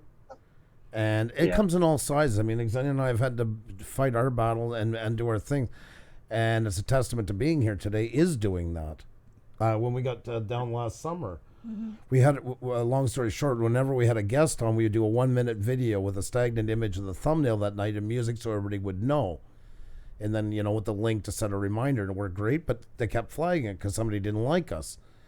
And when the first time we got taken down, we didn't even have monetization. It was Gator the Legend, Rally the Troops. We got 300 people on Twitter, all jumped behind us. It was and retweeted. incredible, but In less than 24 hours, we got our live streaming rights back. Like, without them, we would have never got it. Yeah, things can happen on here, and people got to stand behind each other when it's the right thing.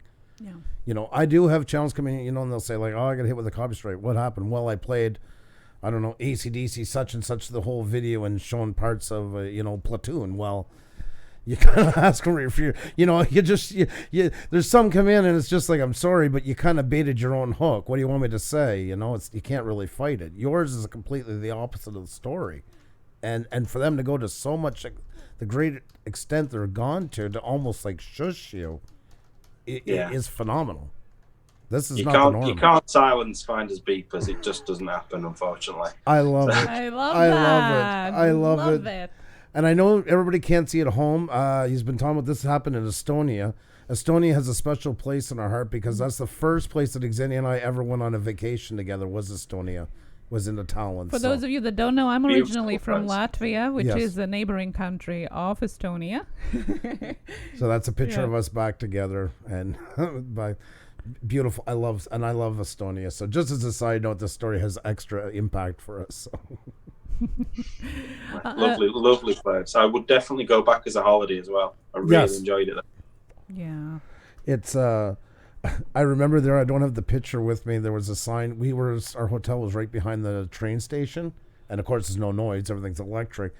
But they had a sign there, and it was translated because it was written in Estonian, and the train info was called Wrong Info.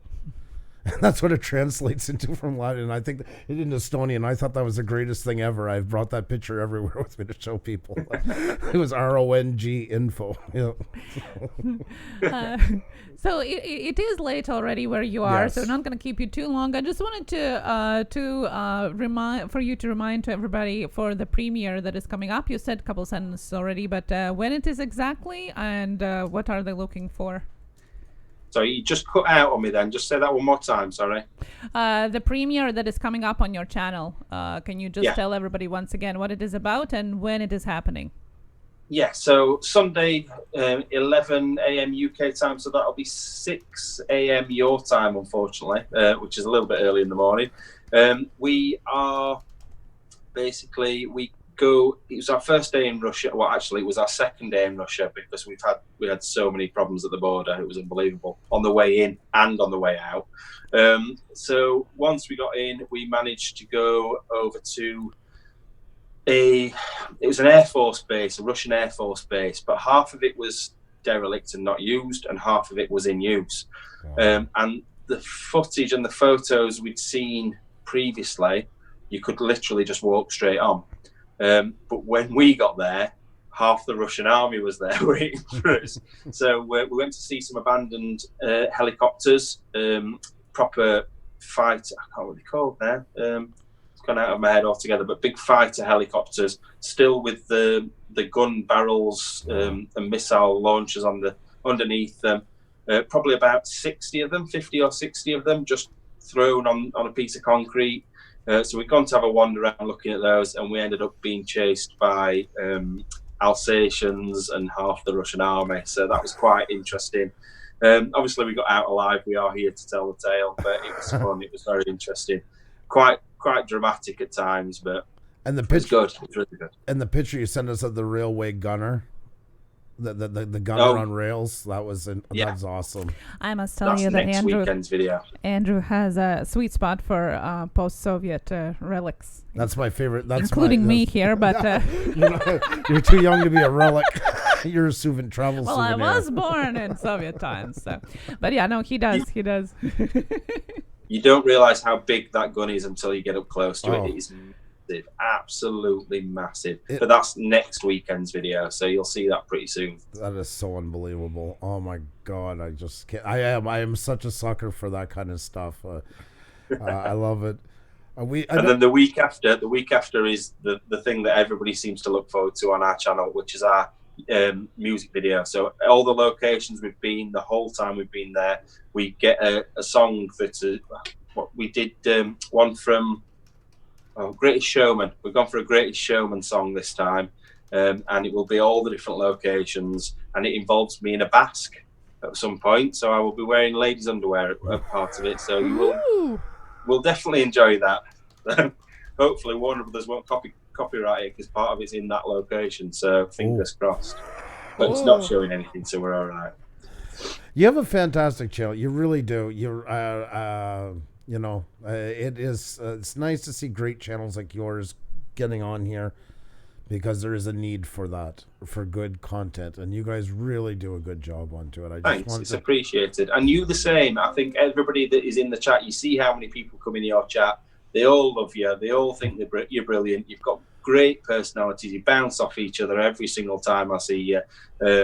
Sometimes one of you wins the battle, the other time the other one wins the battle. But it's always fun and games. And the difference between you and every other guy is you mix it up, you make it interesting, and you're not just all about sub for sub like a lot of these streams are. It's not about that at all. It's about the people within there benefiting from watching other people's videos and enjoying them and getting to know the people and finding out, and that is brilliant. So thank you guys for that. Wow, that means a lot. Thank you so very much for that, and we try our best. I mean, we like same as you guys, and like channels like you guys when you come on bring us hope that there is channels coming up that and there is a lot of great ones in here as well, and I like seeing that. We want to give a home for we could be we're growing to 8K. Like I said the other night, we probably have about 1,500 band.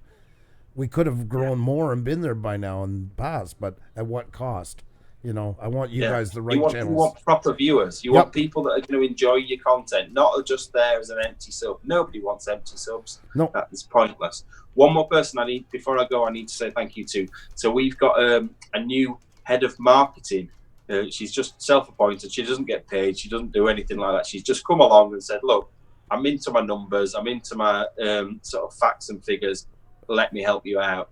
She's called Sue. I really want to say thank you to her, because she's done so much work behind the scenes with the copyright stuff and had a look into that for us and helped us out. So I just really want to mention her and say thank you. Wow, well, that is awesome. That is awesome. And guys, all the good luck to you. You are really amazing. Here, people love your content. They're talking about that. Drunkings in Darwin said that your 200 miles away challenge was the longest YouTube video he has ever watched without forwarding to the end. And I think, it really is. It's exciting. It's interesting. And I really hope that you guys grow with or without this video that we are talking about. I think there's a lot of future there. And we're going to stay in contact with you about this. This isn't over, so by any sense of the word. So we're going to be with you every step of the way through this, and you keep on letting us know if there's anything we can do with like that as it furthers on. No problem. And any man who gets... we'll be coming round to yours for a pint at some point. We'll make the long trip. I would love that. I would love that. We actually might be making our way out to your way soon enough. So. Yes. And that sounds good to me. I want to get back and do some more, and Xenia hasn't been there yet, so we definitely have a lot of exploring. one last point, I'm going to send you a video after because I know what you're into. A couple of years ago, we took our kids, 4 and 8 years old, and almost got arrested. We took them to where Belarus, Russia, and Latvia meet. Wow. And we almost got caught with a €3,000 fine each for us. And it took wheeling and dealing 3/4 of the day to get in. Yeah, I would have been banned out of the country, me and my my daughter, for 5 years. That she was holding a passport, she would have been okay, but still the fine. So, wow. There's a tree with a mound of earth, and it's the ashes of 40 villages that were burnt during World War II were brought to the center, and it's got a round tree growing in it with 3 pillars, and each one has a message of peace in Belarusian, Latvian, and Russian. That's amazing. It is. And that's why from your travels, so I'll send you the video after. So it's kind of grainy, but you can at least get a look for it. But it was amazing. Yeah, no, that really interests me. Thank you for that. And it's before the fence because NATO has a 9-foot fence there now. You can't even visit it anymore because it was there with Soviet times. It was there a couple of years ago. Now there is a fence. So. And they wouldn't let anybody in there. That's why only one day a year they could take a busload in because they have a celebration there from Soviet time that still exists. And there's little bridges, and each one has the trees of their nationality, their country. So it's a 10-foot bridge over a creek, and then they have trees on each side. And they have the poplar going into Belarus, the birch going into Russia, and the lime tree going into Latvia. They're all strung out like that. Yeah. Is it only me that heard 9-foot fence and thought, "Oh, that sounds interesting. I'd quite like to fly"? Yeah, no, it's the farthest border with the European Union, and therefore, after all the troubles with Russia that has been there recently, they just literally put it up there. It's a shame, but I'm glad we got to see it. I'm looking at my kids thinking, you don't even know what you've seen till years later down the road. I bet they would run over that bridge that they told us not to because you're going to be shot by entering. I'm pretty sure that you would guys try that one. we were all alone. There was nobody there for kilometers. It was just cameras everywhere hidden in trees, wherever you were, and this ghostly wind blowing through it. There was nobody, not a peep. I think the scariest thing I've ever done on our channel has to be I'm embarrassed to tell you. We went to a stately home very, very near to where we live. And behind it, there's an old college, and that's abandoned. So we went into the college, and there's a massive swimming pool in there, and it was empty apart from the bit where the deep end is. It drops down further, and there was water in there and some canoes. So we climbed down into the swimming pool. Me being me, I thought, I know what, I'll take all my clothes off and go for a swim. So took all my clothes off, just as the armed police and dogs turned up. So there's the full SWAT team there with the guns. Oh no! Me getting my clothes on as fast as I possibly can. Big Alsatians jumping up in German Shepherds jumping up in my face, and we found out afterwards the hall has recently been done up. It's bigger than Buckingham Palace. It's got 365 rooms in there. It's an absolutely massive place. And it just had £80 million worth of artwork brought in there. So anyone that was caught on the grounds, armed police were brought out straight away. But once again, they asked us to write our names down, and then that was it, off our way, because that's how it works over here. We're quite lucky with that. So, it shows you. But that was quite embarrassing and scary. I can only imagine your face when they showed up. That's the first thing came in my head, to be honest.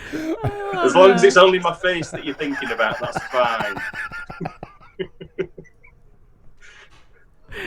Oh my! Well, thank you so much for joining us. Yes. No, it's very late where you are now, so thank you so much. Say hi to your partner. Yes. He's not my partner. When you're having breakfast tomorrow morning, just say hi. Oh, will do. Thank you very much for having me on, though. It's been really, really good. Our pleasure. Thank you so much for your time. And like I say, this is not over yet, and we're gonna you just keep us abreast of what you need. Yeah. So okay. Yep. Have a great one, my friend. Bye bye. Be well. Bye. Oh my God, that was awesome. That was awesome. Yeah, guys, if you missed that, that was one half of the feature channel of Finders Beepers History Seekers, talking about their copyright issues from Warner Brothers. They got a copyright strike for the content that they actually made themselves. Yes, Warner Brothers trying to hide the location of filming for the new Chris Nolan movie. I gotta say something, guys. I was thinking about this for moments here and there. Something that he brought up that, he said likes our channel and what we do, and we're different from the others. You want real proof of it? We do the wheel and we did very well. And then we have our other nights where we do other stuff. And we still broke 100 people in here tonight discussing this. And you don't realize it, and I don't always say it, but that's what's given me the faith that there's a lot of YouTubers that really want to do great things on here. And the wheel's fine. I'll never knock it and what we do and all that stuff. But your participation in other stuff like this really, really, really is awesome to see. And I just wanted to kind of give a big round of applause to all you guys and let you know that I noticed that. That says a lot about YouTubers that really want to just take things and get better and better and better. Know more about what they want to do on here. Make even better content each time. That's very cool. So I just wanted to say that to each and every one of you guys. You're awesome. So good stuff. Yeah, thank you so much. Well, as we do have a little bit more time, maybe we can talk about copyright in general. If you have any questions about copyright guidelines, stories on YouTube, that's happened to you, yep. You can please feel free to share them. You can more than welcome. If there's any particular thing that you want to tell or ask us, please don't forget to put @Push Studio so I can see it. The Crohn's chick, no worries whatsoever. Always great to see you. Not because it's we all want our stuff to be watched, but yeah, definitely if you get a chance to go back and watch it, it is a great story. It really, really is awesome. You're awesome. Hair that is happy, and I watched 2 of your videos already. I know I'm bad at commenting, because we're working at the same time and watching, trying to squeeze much in. But you are fantastic, and keep on with it. So I like the ones where you teach us how to improve our channels, Family Outdoors, and that's awesome. And it's not just us. You guys are teaching us. We've learned tons of things from the chat. We'll say, oh, you can't. Well, no, there is a program to do that. That's knowledge for us. Everybody helping each other. Laj was saying a while ago we should have a union for YouTubers. I like to kind of think you guys when you're in here that's why the wrenches. I if anything, it's not a membership, but I hope you do feel like that when you're in here, that you all belong and there's a place where you can come and you're all under one roof and there's no discrimination by your size, what you do or anything like that. Just being yourselves, being what you do on here. Colorado Fisher was watching our ad for the fun of it and not for our advertising money. Well, thank you, nevertheless. Oh my goodness. Actually, I do like the idea. I usually I'm not overly excited about unions, and there's lots of them here. I'm not really familiar with states, but I know in Canada there used to be a lot of them in Soviet times, and therefore I do have a lot of reservation against the unions in general. But maybe there is something into it, what Laj was saying. Maybe there is something that has to be more global and bigger than channels in general, where they're, to stand up for creators' rights. Because YouTube kind of is one side or in the middle. But who is on our side? Who is on our side as creators? We are kind of scattered as different channels that are helping each other. But what about the whole system in general as for the creators? So that's something to think about, guys. What do you think? Is something like, I don't know, YouTubers Union or Creators Union would work? I don't know. I'm not sure. It is, and it's hard because there is the companies that promote the channels. That's the thing, but that's as far as it goes. It's not really looking after many rights in general. They have their own interests. That's about it. But maybe there is a place for that in here. It is a good question. Drone Kings in Darwin says, I have a few videos where I use current top 40 music. I have no issues with the artist getting any revenue from my video if it gets to that stage. The only thing, and I caution about using music that is copyrighted, you have to realize how music a lot of times is bought and sold. And usually when they buy the rights to something, it's usually in blocks. They buy a 20,000 catalog or a 30,000 catalog or a 10,000 and so on and so forth. And that's my only reservation about going with copyright music. Today it's good, tomorrow it's a copyright strike. I agree with you. If you could be guaranteed for perpetuity that it's just going to go as far as a sharing claim, hey, all for it. You wrote the music, you can have it. I won't even ask for a piece of it. But I worry a lot about that transition and something sold, and then what happens after that.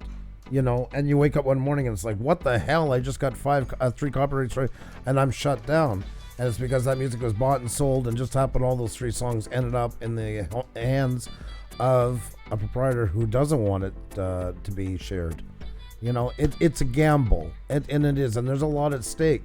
You might not care now, and you say, oh, I only got a couple of thousand, or I got a 500, whatever the number. But what happens if your channel really does take off, and 2 years down the road, and you're, 1.2 million subscribers, and you've got merch, and you're selling your own product onto it, and then all of a sudden, you're hit. Yes, sometimes that side you can work out a deal with them and that, but you might be down for weeks. It hinders your growth, and that has happened, stuff like that. So that's the only thing. I'm not knocking against it. I'm just saying that's my reason for not wanting to go down that road with it. But you're right. I mean, there's lots that outright use stuff that's not supposed to be on here. Not for claim, but outright could get you a copyright strike, and they're like 2 years going.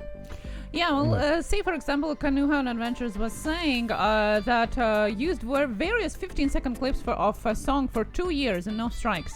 I've done it because I thought there is a rule to keep the music under 30 seconds.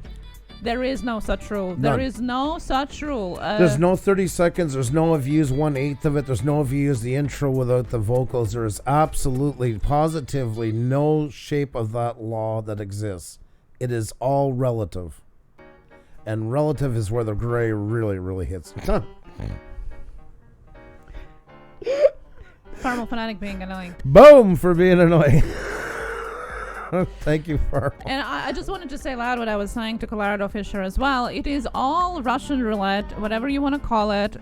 Basically what it means is that, yes, you might say, well, I have used it, nothing has happened, or this and that, I've used it, and nothing has happened. It's because of inconsistency on YouTube in general, is that some people get these strikes and claims, etc., and some people don't. That's a big problem. It's a problem in itself that you don't know. It's not that you are not breaking the rules that you haven't got a strike per se. It's because they haven't caught you, okay? The system haven't worked. They haven't claimed it. You haven't been caught. Fair use is a very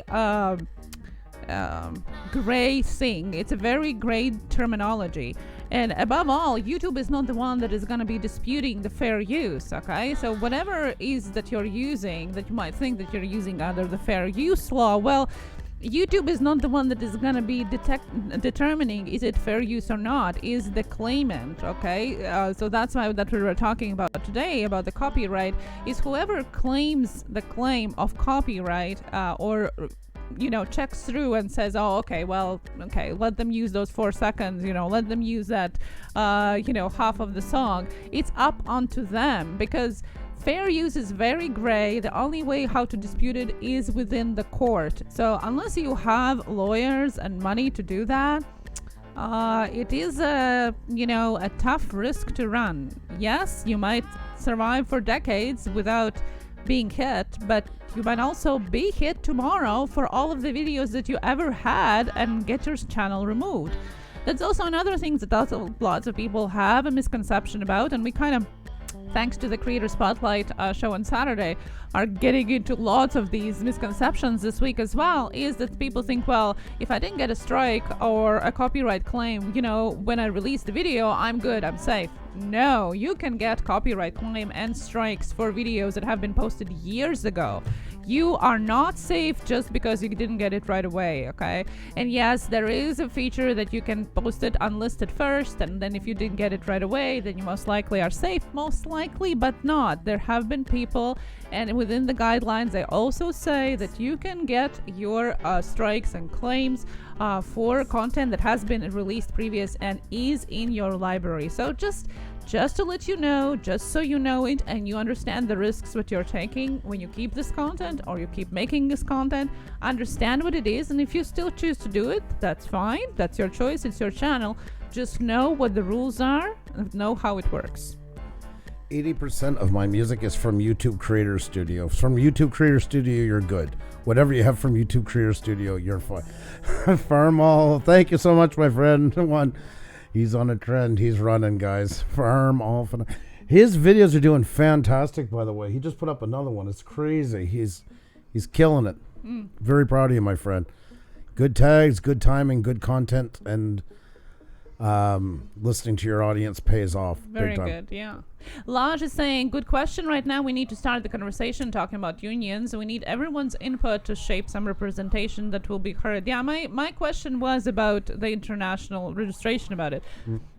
There could be a non-profit YouTubers, let's say, union, but where do you register? Because it has to be international. Well, yeah. We need a lawyer. And it would need superstructure into it and everything. And I mean, it's not impossible. You could have branches and then one hub out of somewhere wherever it originates from. But still, yes, it would have to be equal representation for sure. It's a great idea. And I think that's a start of conversation.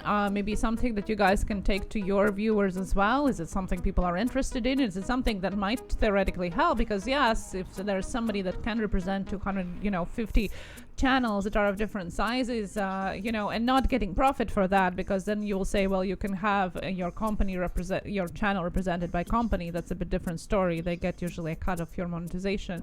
But a non-profit one, volunteer-based, maybe there's something in it, guys. Think about it, something to think about it for sure, Laj. Thank you for bringing it up, by the way. No, it's an interesting point. It is for sure. I mean, it's done lots for musicians and stuff like that here. Here, even street musicians in Montreal are unionized. And they have signs with a placard with a harp that represents where they can play, and they have to rotate their spots and stuff like that. I think they pay like $40 a year or something like that. Oh, it's in San Francisco. Interesting. Yeah, we definitely would need some lawyers within it to kind of have a little brainstorm. Would be interesting to be a part of it for sure. Definitely. I don't understand. Yep. You're hard. I'm just trying to get a word in. I don't understand. Sometimes I'm outdoors. An outdoors live stream and there's music, no copyright. One time, only 5 seconds, I got a copyright email. Yes. Yep. How it works is it just has to, there's a wave, and it's basically like matching up fingerprints, except fingerprints isn't that accurate when it's all said and done. This is. And it doesn't take long to make a connection. I always say that program on Android, I forget the name of it on Apple, where you hit the button, you're in an elevator, you want to hear what song it is, you don't know it, and it tells you within like 3-4 seconds. That's the same technology they're using to pair up copyright music in here, and it don't take much. So even with the people talking over and crowd and stuff like that, it can still be picked out. So we had channel that has gotten the strike and actually had all channel taken down eventually for the sound of the shells falling into bowl. So it's kind of like a mock ASMR video where basically seashells were thrown into the bowl and somehow got ID'd. Anyway, long story short, the channel got taken down within 8 hours because of 3 strikes or the same thing. And yeah, so you never know. It doesn't have to be music for sure. Kids Connection says, I once screen recorded a song I created on GarageBand, and they tried to give me a copyright. Shake my head, I want it, but still, exactly. And like Xenia just said. Also be very careful about the background music. Lots of the time people don't realize you're in a bar, you're in the elevator, wherever you are, the background definitely means a lot. You can get a strike for what you have in your background, even if you don't use it on purpose. Well, that's what I assumed when he was talking about it a while ago. That's it, exactly. Fairs, anything where you hear music, you're looking for trouble, really, in the end. Unless you're going to shoot that footage and then do a montage after without any of the audio.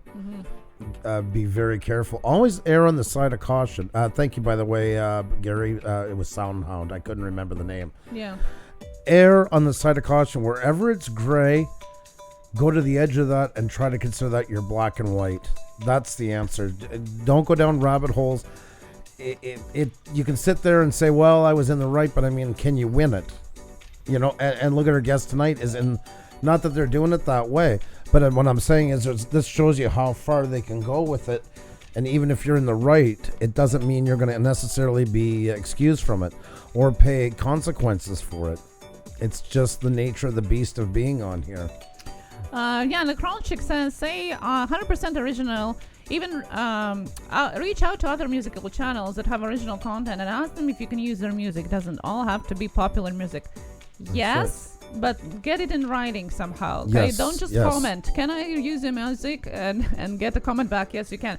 Get an email at a personal Twitter, something where you can have that conversation. That you're gonna have to show it. Yeah, the proof, because sometimes people lie, sometimes they also get it monetized, and all of a sudden you get a strike. So just be cautious. There's lots of music out there that claims that it's copyright free right from the get-go, and it's not. So just be careful. Same thing, guys, is like, I know it's a great thing and we're helping each other out, and we get requests for it too, like we're reviewing channels. I'll play one of my videos, play this one.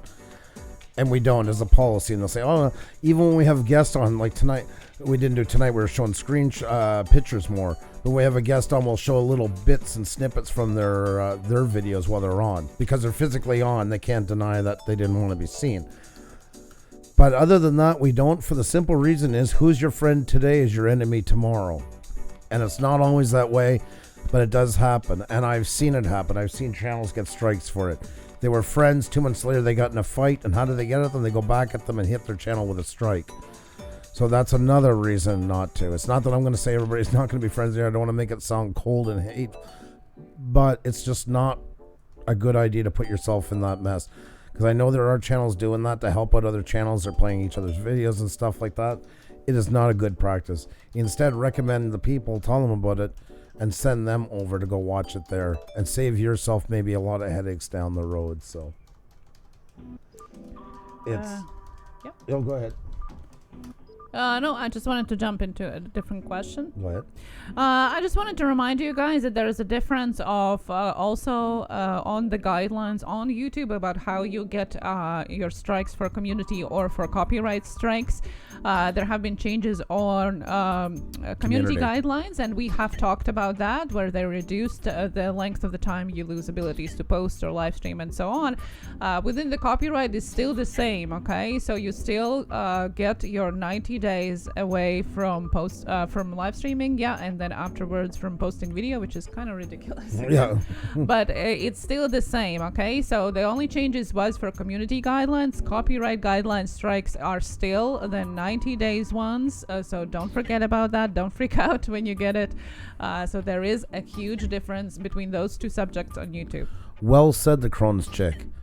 Yeah, whether we like it or not, we are technically in competition with each other. So we have to keep that in mind, always get in writing. Exactly. And you know what? If anything, it keeps friendships. So, if they're in, they'll understand completely why. Yeah, So, exactly. Same as like a prenup in a marriage. Like it doesn't mean that you're going to be divorcing each other. It just means that there's less things to argue about, and then that's how it should be thought about, do fake claims with a strike. Well, they're starting to the word house. Great to see. I don't know if it's Ashley or Russell. Great to see you either, or if it's both of you. They are starting to do some things, like if they put a claim, they can't put another claim in for. They're starting to play with that. The problem is they've taken so much heat in the past. That's why the copyright laws are done the way they are, and they're horrible. I don't like them. I hate them. But it became big news that time, and record companies. Oh my God, I'm dating myself. Music companies were just at a wit's end, and I mean they were going to taint YouTube so badly they had no other choice but to do this. It was from backlash, and with over 2 billion accounts on YouTube, of course not all of them active. There's just so many. That's why it's better to be proactive and not throw yourself into the mess. That's why you can be right and still be shown as wrong on here, because there's just too much. And big channels do get it as well. Don't feel left out and think the ones that are bigger, they get everything handed to them. Lots of them pay awful consequences for being on here when they should be celebrated for being the face of it to bring in more. I think of that sometimes. It freaks me out. It was like years ago, like when a musician or a band walked into a music a record agency, like they were celebrated, the kings of the day, banners up, everything.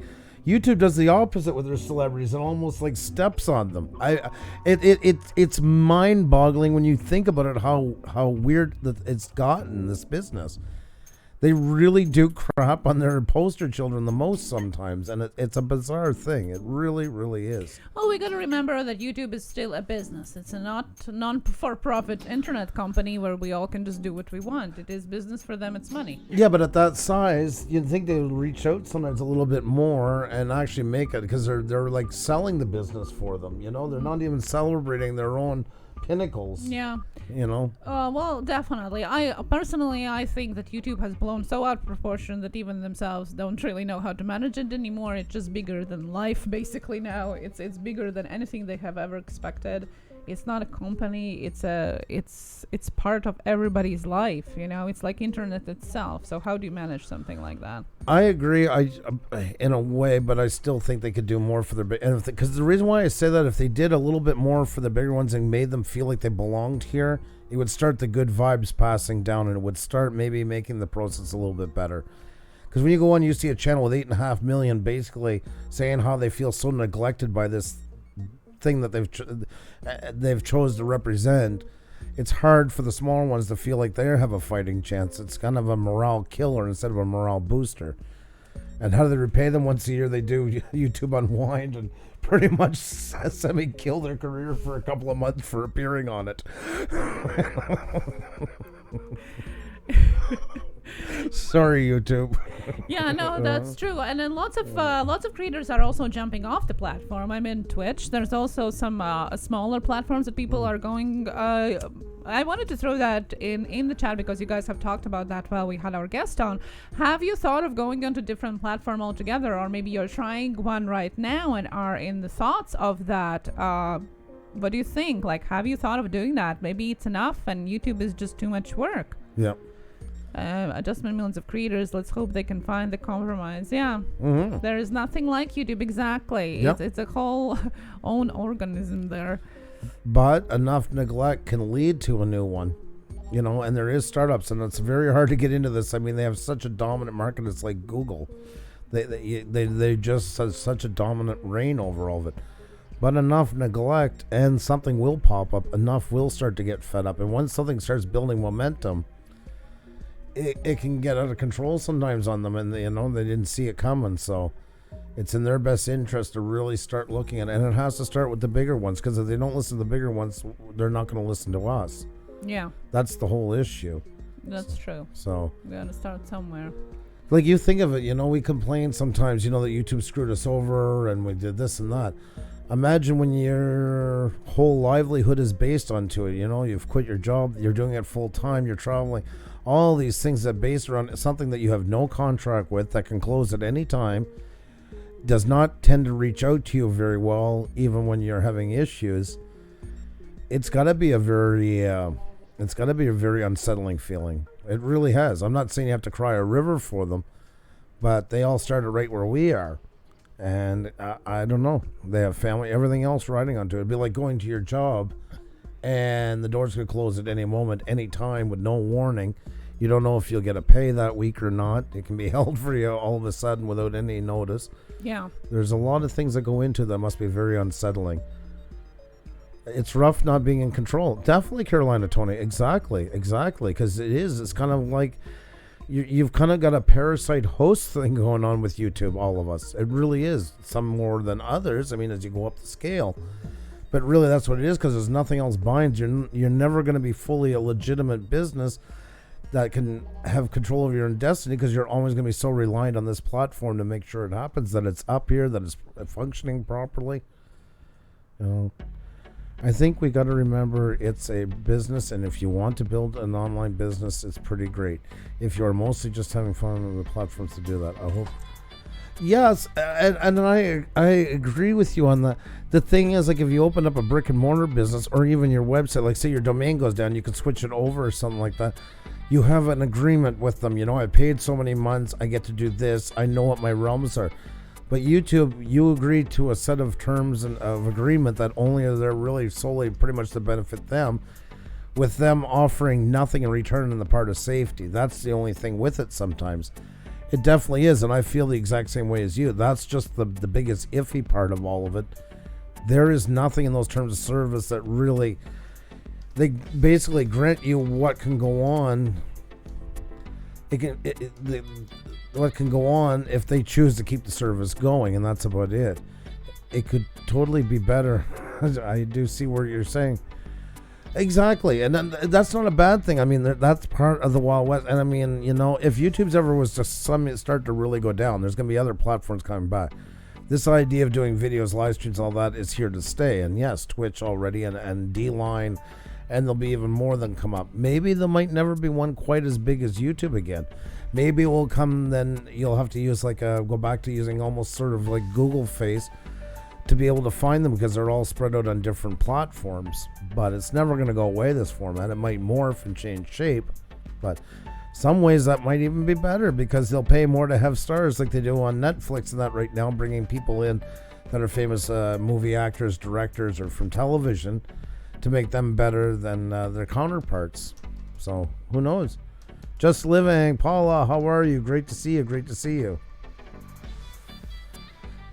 The Chronos check, and our feedback is what's going to help. And our feedback is what is helping it to grow. We got to keep having the conversation to make the change.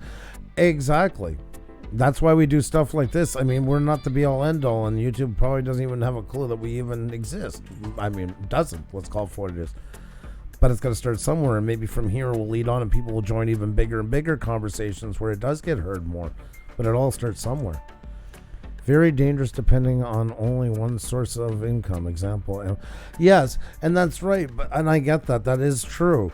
But you still look at it like their main platform is YouTube. And without that product value for the, like Peter I hate saying, because I sound like, just because I know him so well, he just comes to my mind all the time. You know, he does his color grades and stuff like that. He all sells. Well, he'll probably still sell some if YouTube went off tomorrow, but it's going to lose popularity from it. I mean, this is the flagship. It doesn't generate the most income from probably, but it gives them all the other avenues that generate that income. And how sustainable are they if you take YouTube out of the picture? You know, then he just becomes somebody else, another person, and in 6 months, you know, can't even keep it up anymore. Who knows? John Isabella, how are you? How are you? And we have limited monetization on this video. Kind of figured that was coming. I figured that too. Yeah. I'm scared to almost do manual review in case I go deeper. Well, let's do it. Let's do it. Let's do it. Yeah. Let's do it. Yeah. If you wonder what we're talking about, you know, when you're monetized, you get a green dollar sign when the video is monetized, and then a yellow one when it's limited. Well, this one was limited, so let's see if they will give us back those couple cents or not. And like I say, we kind of expected that. So. Yeah. Usually when you talk about YouTube, they do that. Yeah. It's a normal phenomenon. Yeah. Oh my. All right, that Crohn's chick. You take care. Be well. Much love to you. And Alaska, we're doing good. We're doing good. You know? Kids Channel shakes my head. Arizona time was Taurus. How are you? A beautiful 101 degree here today. Oh my God. I would be a puddle. I literally would be a puddle. I hope you are enjoying your man. Oh man. Wow, 101. We have had it here. But yeah, I don't flourish well. Neither one of us. We had 104 last summer for 3 weeks. We were the hottest spot in North America. We were hotter than the Death Valley, Yeah. you know, for weeks here. Like literally, please no. It's raining now, but I'd rather have this now. Thank you so much. Do you have an OBS how-to vid somewhere? I should search for one. Well, we do have bits and pieces. I will give you a link here I have for a great piece of advice where you can look for, okay? I'm not that. I mean, I use OBS, but I would never want to really give advice into it. I mean, I should have dug deeper into it this winter, but there was just already too much on the plate. And if you want to look for how to set up your OBS, actually the Panda photographer is the best place to go. In less than 6 minutes, he will show you how to set your settings. So all your base settings that you need to start, he goes through them in 6 minutes. There's a link in the chat so you can go and check that out. And yeah, that's probably would be the best to start with. Daily Dan, we're doing good. Hope you're doing well. M Living Art, thanks for taking on this tough topic. Oh, it's our pleasure. We've talked about it in the past. It was just such a great, it's another great learning experience by having somebody that's going through it right now come up. And I think that's awesome that he did that, because not every channel wants to do it. And I respect that. I do, you know, that they wouldn't want to. But I was really glad that they did. Air Heritage Production, great to see you again. Hope you're doing fantastic. Welcome. Hope all is well. I forgot to include the link. Oh. I don't know what's going on. What is going on here? What is going on with me today? Oh my God. I'll put the link just in a jiffy here. I'll just put the title in it. I'm going to give a little hint out, guys. We always like to give good, helpful topics. Not a good idea to ever go visit a channel when you're trying to run, especially a fledgling one at that networking stream, and go into other people's live streams. If you're live, don't go into unless you're doing a raid and you've agreed to it and stuff like that. Bad way to make friends, that's for sure. Pusa is awesome. Love you all. I'm parked for the night somewhere in Colorado, delivering tomorrow in Wyoming, and pick up for a load going to California. Oh my God, Irvin to Pay Taurus. I love that area. I've hauled out there when I used to drive truck years ago. Not that much. It was mostly Eastern Seaboard and some Midwest. Got out there a few times, but oh my God, I admire you right now. I wish I was there. Oh, and Dolo Dead City found the channel. That is awesome. Had a few claims from a type of song that suits my videos. Nothing done, but I'd have one of my claims was which blocked my video on another song, so I had to change the song to get view again. That's the thing about it. That's and as a side note, guys, be careful too. Even places that say it's original music, double check, do a search for that song, make sure, because sometimes the credits they tell you to put aren't the real ones. They've taken it from somebody else, set up shop on YouTube or wherever, and they're just pirating somebody else's shareable music. We're with MU Free Music, and we're happy with it for the simple reason is we know it comes right from the source. We know he makes it. That's why I went with them. And you can check out MU Free Music in the description. Great guy, great channel, guys, with great music for your videos, and you don't have to worry about it. So it's a good way to be blocked. Pusa is saying you're live in the chat. Yeah, he didn't even say it. I just went over and checked channel I haven't looked at, and right away it was there. I that's my number one pet peeve when somebody comes in live or says they're about to go live, in mine or anybody else's. And you can ask Xenia, this is the truth. She's heard me curse and swear a blue streak, and some people let them get away with it. And everybody has a right to run their own channel, but it honestly disgusts me. I'm going to tell you right now, I know this is a hard word to use for it, but it does. It absolutely pisses me off to no end to do something like that. What about using Facebook? Oh, sorry, you probably have one already. Go ahead. No, I didn't answer, but I can. Usually it's not a good idea to cross-use the platform music. I know Creators Spotlight Show had problems with using YouTube music on Facebook, where he had to remove all of his videos. So usually it's a good idea to read the fine print about use of their music. It used to be that you were able to use it everywhere. Well, basically it was like free to use and everywhere you wanted to, but it's not anymore. I know YouTube you can't use on Facebook anymore, and I think Facebook as well you can't. It's specific to the platform now, but don't quote me on this, and we always say when we're not sure. So don't quote me on this. Read the fine print about the use of their music before you actually do that, because there has been some changes there. Junk pick, not counting super chats. Does YouTube pay enough to quit your day job? What it's take to make a lucrative living doing this stuff full time?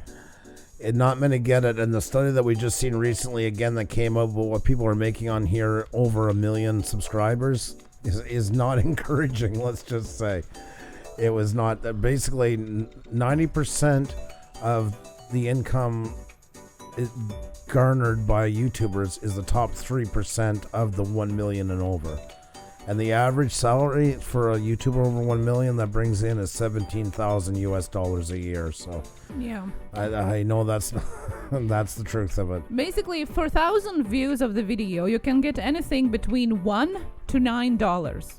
Okay, depending on what type of content you have, what kind of channel you have, etc., etc. Anywhere from $1 to $9 for 1,000 views if you're monetized, guys. No, then just make your own calculations right there. Yep.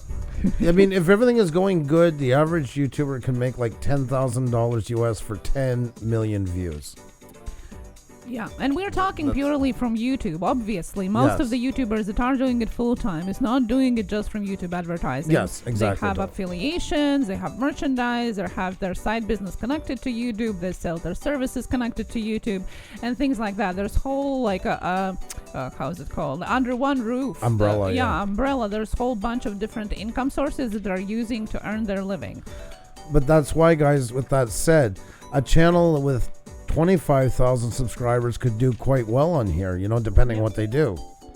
If they sell books, if they have, maybe they make gear and stuff like that. It's not necessarily always a channel that has the most subscribers makes the most money. So that's why it's so important.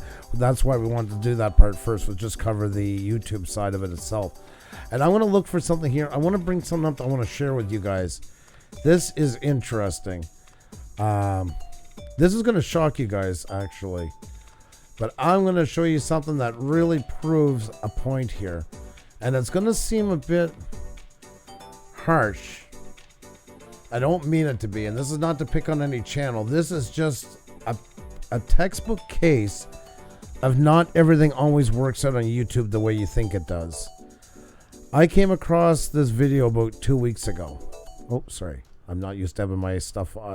There we go. Haven't done the interview side in a bit, so I'm jumping guns. Okay, guys, I want you to take a look at this video. And anybody who doesn't know who's in the driver's seat right now, that's Jason Ergo. And Jason Ergo is the creator of Social Blade. And Jason has his own channel. He doesn't do much onto it. He has about 300-some thousand subscribers, but I think it's been over a year. A nice guy, too. Nice guy. All these things is positive, but just to point out something. This is his family channel. His wife does this one primarily, but they're all into it, called Our Twin Life Family. Of course, they have twins. Now, in this video, if you can see in the back seat, and you can guess by the title, they did a collab with Mr. Beast. And Mr. Beast actually was with them. So, Jason Ergo is well known in the YouTube circles, not, would say. But Social Blade is the lifeblood for a lot of YouTubers. Hence all the scare when it was announced the other day that they're going to stop sharing. YouTube's going to stop rounding off numbers in August and stop sharing it with third-party software. But they have pull. Now, somebody like that you think would be, go on YouTube, they'll have all kinds of subscribers. And they keep doing regular content coming up here. They got 22,000 subscribers. Okay? 22,000. You guys know channels in here you've probably talked to and on your own runs that have way more than 22,000. Now, they've just done a collab with Mr. Beast, one of the biggest channels. You're not familiar with him. He's a little over, I think at this point, 18-point-some million subscribers. One of the bigger sensations on YouTube currently. Now, there's a collaboration between one of the biggest YouTubers going, a channel that features one of the most prominent people connected to YouTube, but through third party, and they managed to garner 71,000 views.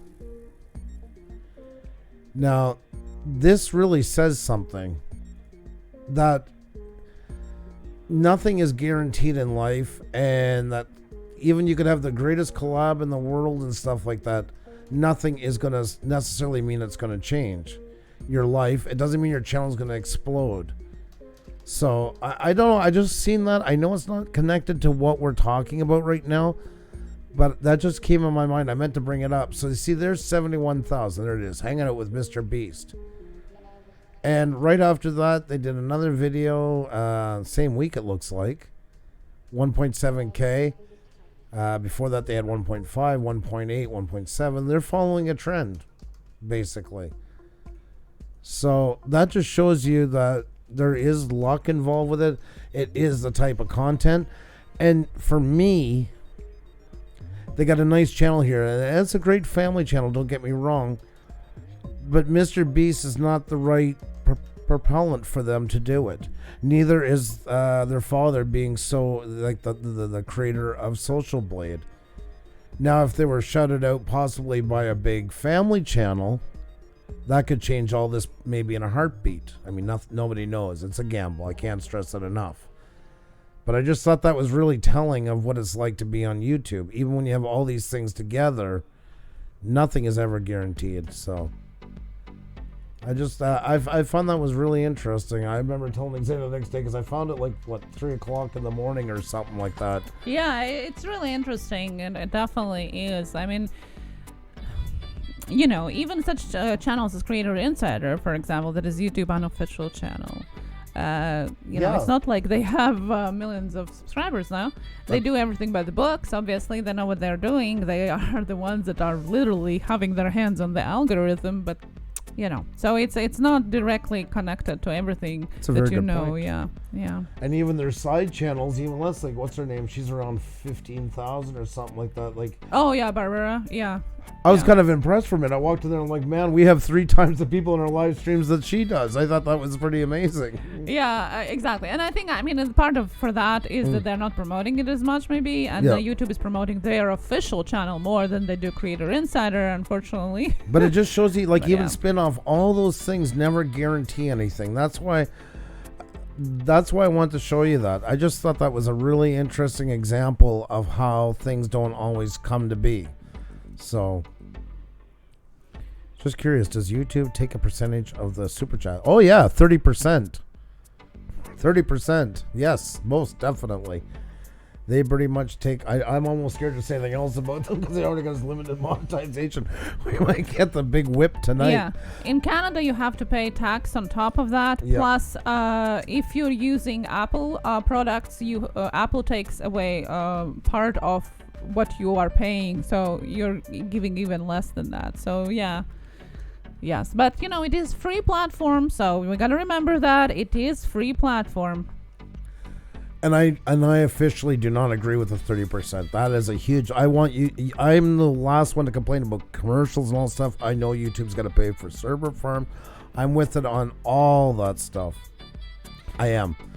The 30% really bugs me. And when we get super chats like we did tonight, I don't feel bad for me. It's not my money. In the end, what's left, what I get, it comes to us. It's the person that gives $10 and $3 is taken off the top.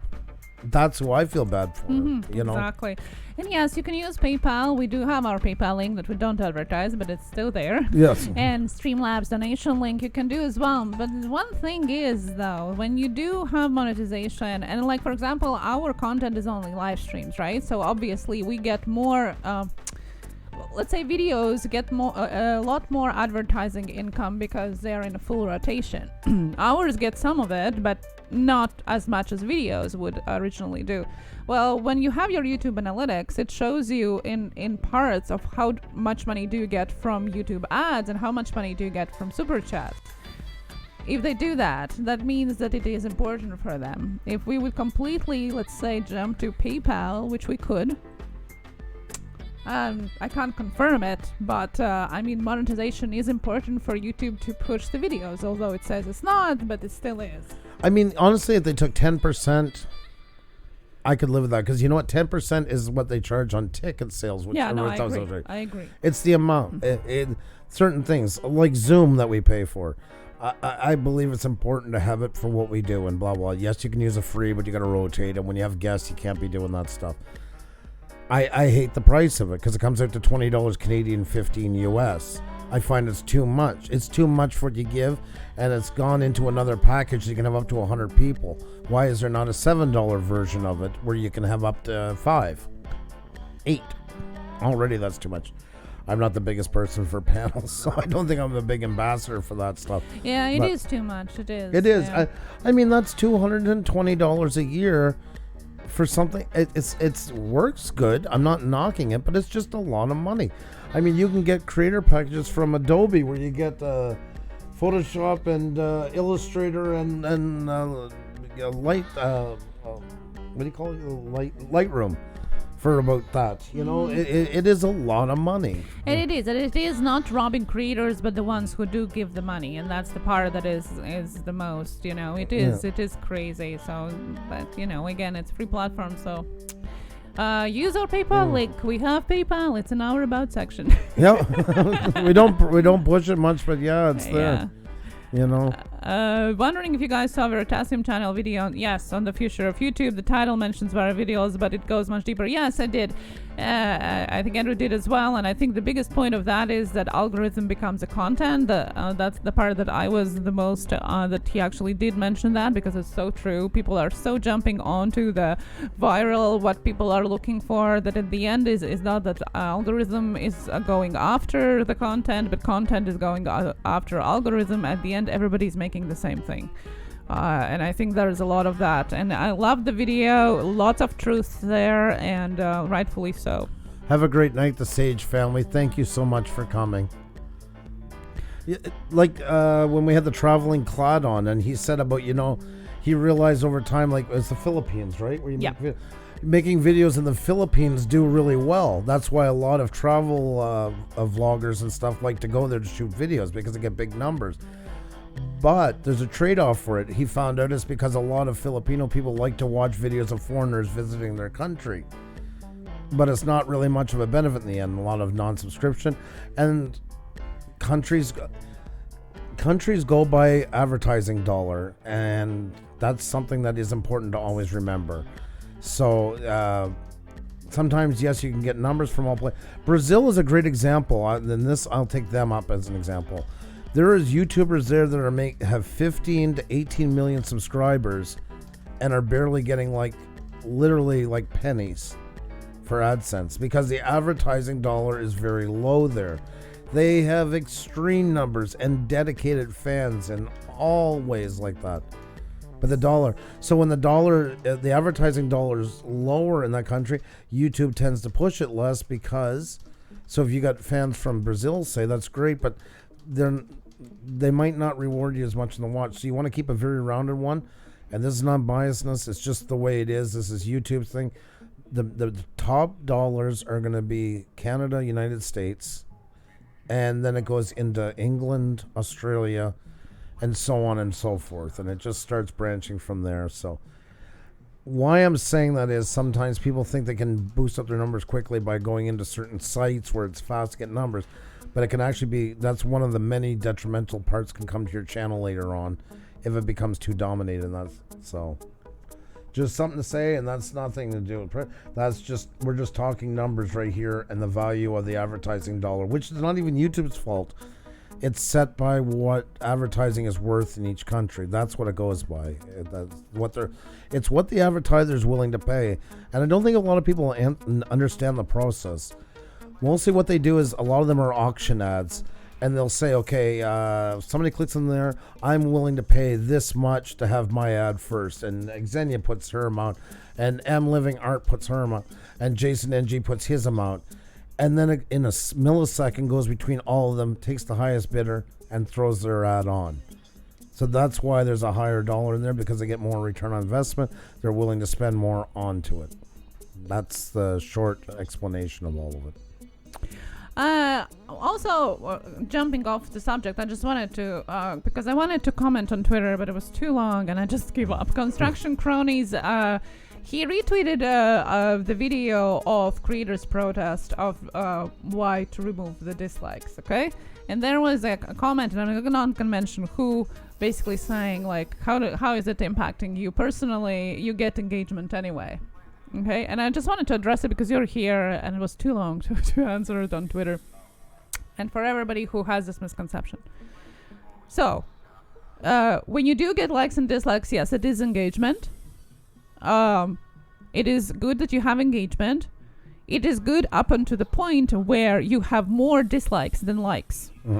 So this is a misconception to what this person also tweeted in your tweet. About 40% is somewhat estimating, like Linus Tech Tips, so that it's never stated, but around 40% most likely you're going to start having trouble. Exactly. So it's not true, and he quoted another creator, and I always, not that I have nothing against either of these creators, but if you're going to quote something, quote YouTube at least, because otherwise we go back to the silent phones as we always do, and misconceptions of misinterpretations.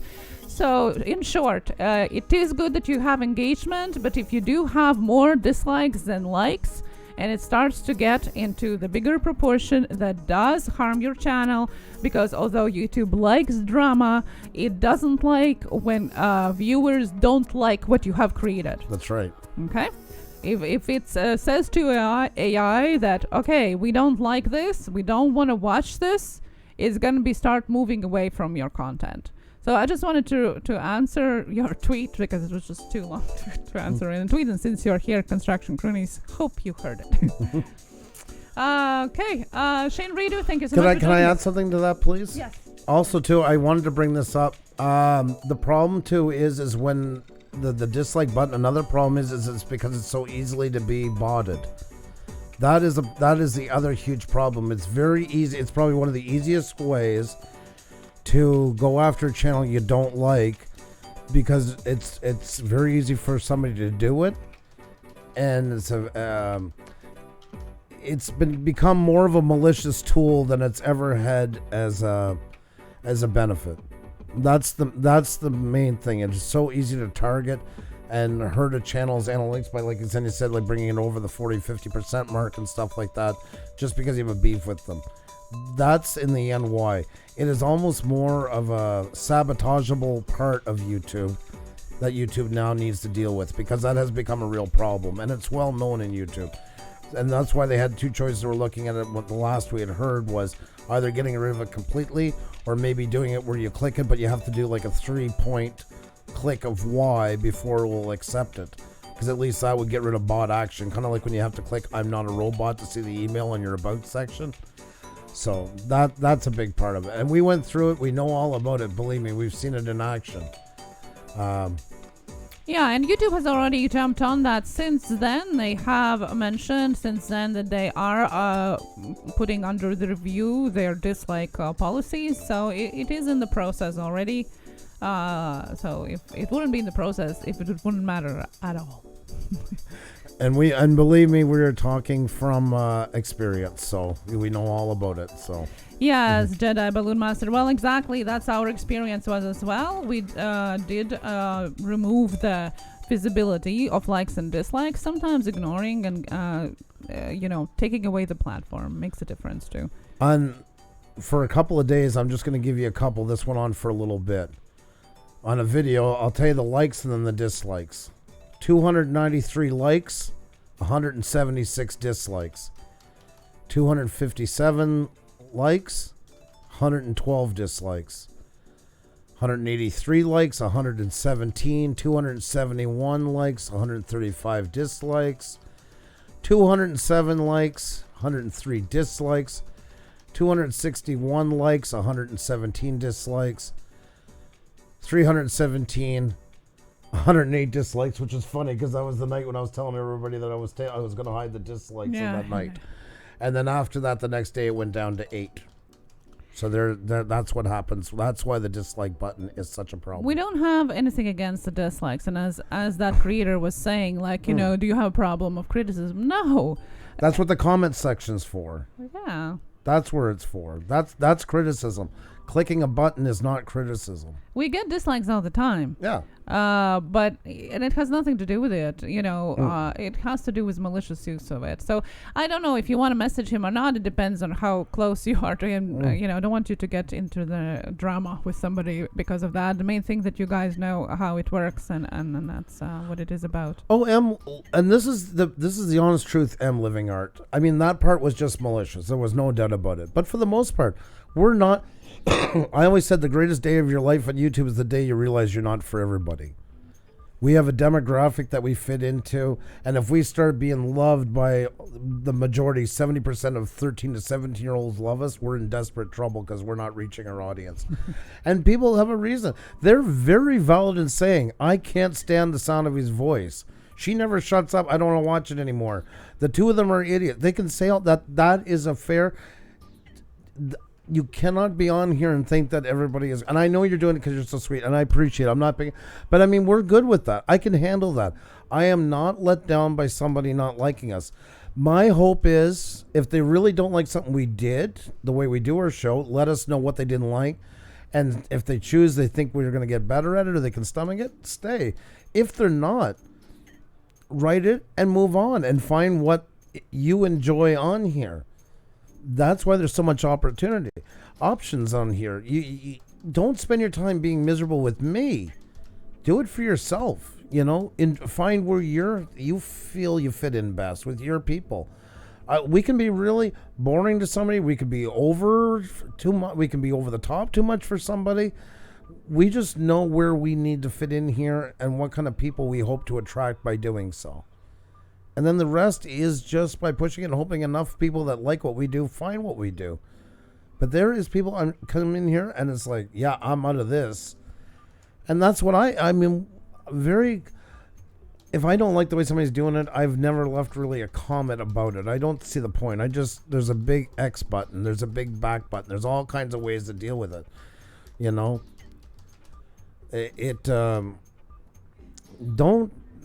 Don't stress over that part and be okay with not everybody finding your voice and sticking with it. You can't please the masses. All the big that Mr. Beast, God, there's people go on there all the time and say what a moron and leave. It's not. Every size is going to get that, but just keep looking around for more and more that do like what you do. So, don't sweat that stuff. If you do it, it's actually as bad as it is. You do need some people to walk away because you're doing something right. You know that you have a need. You know where you kind of fit in. You can't be all things to all channels. It's just not going to happen. And, why make yourself miserable for nothing in the end, I guess is the main thing. But yes, I do hope they get rid of it. I never wanted to hide the dislikes, the likes, dislikes. I hated it. I wasn't happy. But we had guests on, and you have a guest that when those numbers I was reading you, some of them were when we had guests on. Now that guest is nice enough to come on our show and to be greeted with 125 dislikes. Those dislikes, by the way, came in about 10 minutes, 3/4 of the way in the show each night. It wasn't hard to figure out. Before that, if we got 8 was gigantic. And I'm fine with the 8. I mean, if they have to come back every night and hit the dislike, that's engagement. That I can live with. If you have 300 likes and 8 dislikes, so be it. We used to say thank you. Yes, and if they didn't do it, we had our 5 for a while, and that was 6. And if we only got the 4, we would always look in the camera like this and say, we hope you're feeling better, and we really hope that things are okay and that you can get by after to leave your mark. And you think so much of us, you had to put it the opposite way just to stand out from the crowd because you feel we do as well. Very graciously accepted them. But it gets to a point then it's sabotage, and that's a whole different ball game. By the way, looking for depression channels, look for Cab 7. Yes. He's inspiration and keeps our sanity intact. Yes, definitely check out Cab. My friend just quit YouTube because they gave him a copyright 8 minutes into his live stream and banned him for 90 days. No warning, and his stream wasn't monetized. Yeah, that's by the rules. That's how it goes. That's the rules. It's not. I don't know what he was doing to bring it on. Was he playing music of some sort? I'm assuming, or he was showing video. I mean, it's one of those 99% of the time. Usually photos isn't too much of a problem. I love Kip 70s. Oh, definitely Thames World. A lot of people. He's touched a lot of people. Oh, well, I'm sorry, Thames World. I don't think it was personal. Usually Cab is very, very welcoming to everybody. And if anything, most likely it's some kind of misunderstanding. Usually, because he takes that stuff to heart. Like what he does, believe me, he really, really, really does. So, I posted a link in the description of this video about the copyright basics and strikes, so check that out. But that's true that it can happen. Construction Cronies can be just taken down as you are going live. Yeah. I think he had. That'll do it. Oh man, especially events and stuff like that. Wow. Yep, it don't take much. You got to be real. When you're doing anything on YouTube, you got to be very, very, very aware of your surroundings. That is true. Yeah. Arco, you have a fantastic night, and pretty much for us guys, we got to head out too. We're on a little bit longer than we expected, but when you're spending time with great people like you guys, it's pretty understandable why. Thank you so much for everything. You guys are fantastic. You really, you guys don't realize it, but to come in for stuff like we had tonight and the numbers that you did really makes me feel better that there's so many channels that actually want to really do great things on here, learn to get better, and it's not just the networking. I really mean that. Oh, selfies. Alrighty.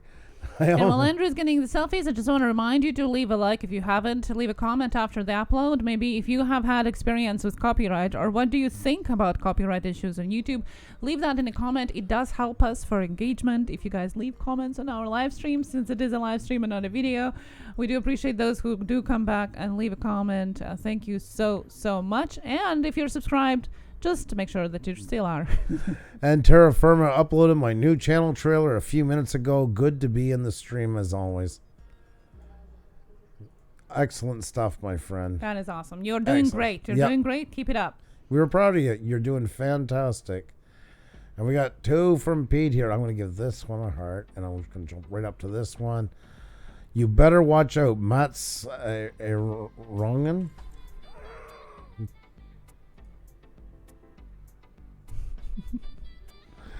Oh my god. That's awesome. Yes. Awesome. Right. And Nebul, where is the way to Pusa Studios? Take the right. Yeah, we had a little bit shaky. Well, I had a little bit shaky beginning of the live stream. Oh my god. Oh, I love that. Believe me, we both have ours. Sometimes together, sometimes each one. Well, that's what makes it interesting. If you love that kind of stuff, you'll love us. That should be our tagline. Buy the pool again with Pusa Studios. There is our buddy Dave, always looking fantastic. The king of selfies is there, yes. And Justin, getting to work on some more cover songs, and I'll be up on my YouTube channel sometime this week. Excellent stuff. Keep up the fantastic work. You guys are awesome.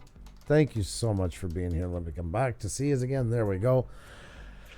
And guys, once again, don't forget, if you're interested, I'm just going to bring it up one last time for tonight. Oh my God, I keep forgetting that window's there. Sorry about that. If you can do a shout out, and you can even say that we make a ton of mistakes, but we laugh at the shout out video. But about us being on the road to 8K, make the video. If you can make that video and put it up here on our community playlist. If you don't know how to, let us know. We can help you. Just please put hashtag Pusa Road 8K in the title of your video. We'll add it here, and at the end we're going to spin the wheel, and whoever wins we're going to bring up for an interview or to work on your channel, or both. We're keeping that open-ended because all channels are at different levels. But we'll do that right after we pass 8K. We'll a couple days after, give it time to make sure it's stuck, and then we'll do it. So just putting that out there for you guys. We got a lot of submissions already, and we keep rotating them. But it's a great way for you guys to get extra exposure, and we'll be shutting all of yous out at the end. Like we'll have a thing about that. So we did that when we went to 5,000. You guys were miraculous, and hopefully it's gonna stay because it is going all over the place. You guys always say, I'm losing and gaining. We're right in the middle of that kind of purge right now, where it just bounces like a rubber ball. It's bounced like 6 times today, I think. So right now, as it stands, we're 116 away from 8,000. So. Any help would be greatly appreciated from you guys. You guys know way more people than we do. And any friends you bring, I promise we'll treat them well. That's right. Wrenches and all. So thank you so much for tonight. Thank you for everything you guys do on YouTube. Keep being amazing. And we'll see you tomorrow on the Wheel of Shoutouts. Afternoon edition, guys. See you there, 1 p.m. Eastern. Bye-bye. Bye-bye.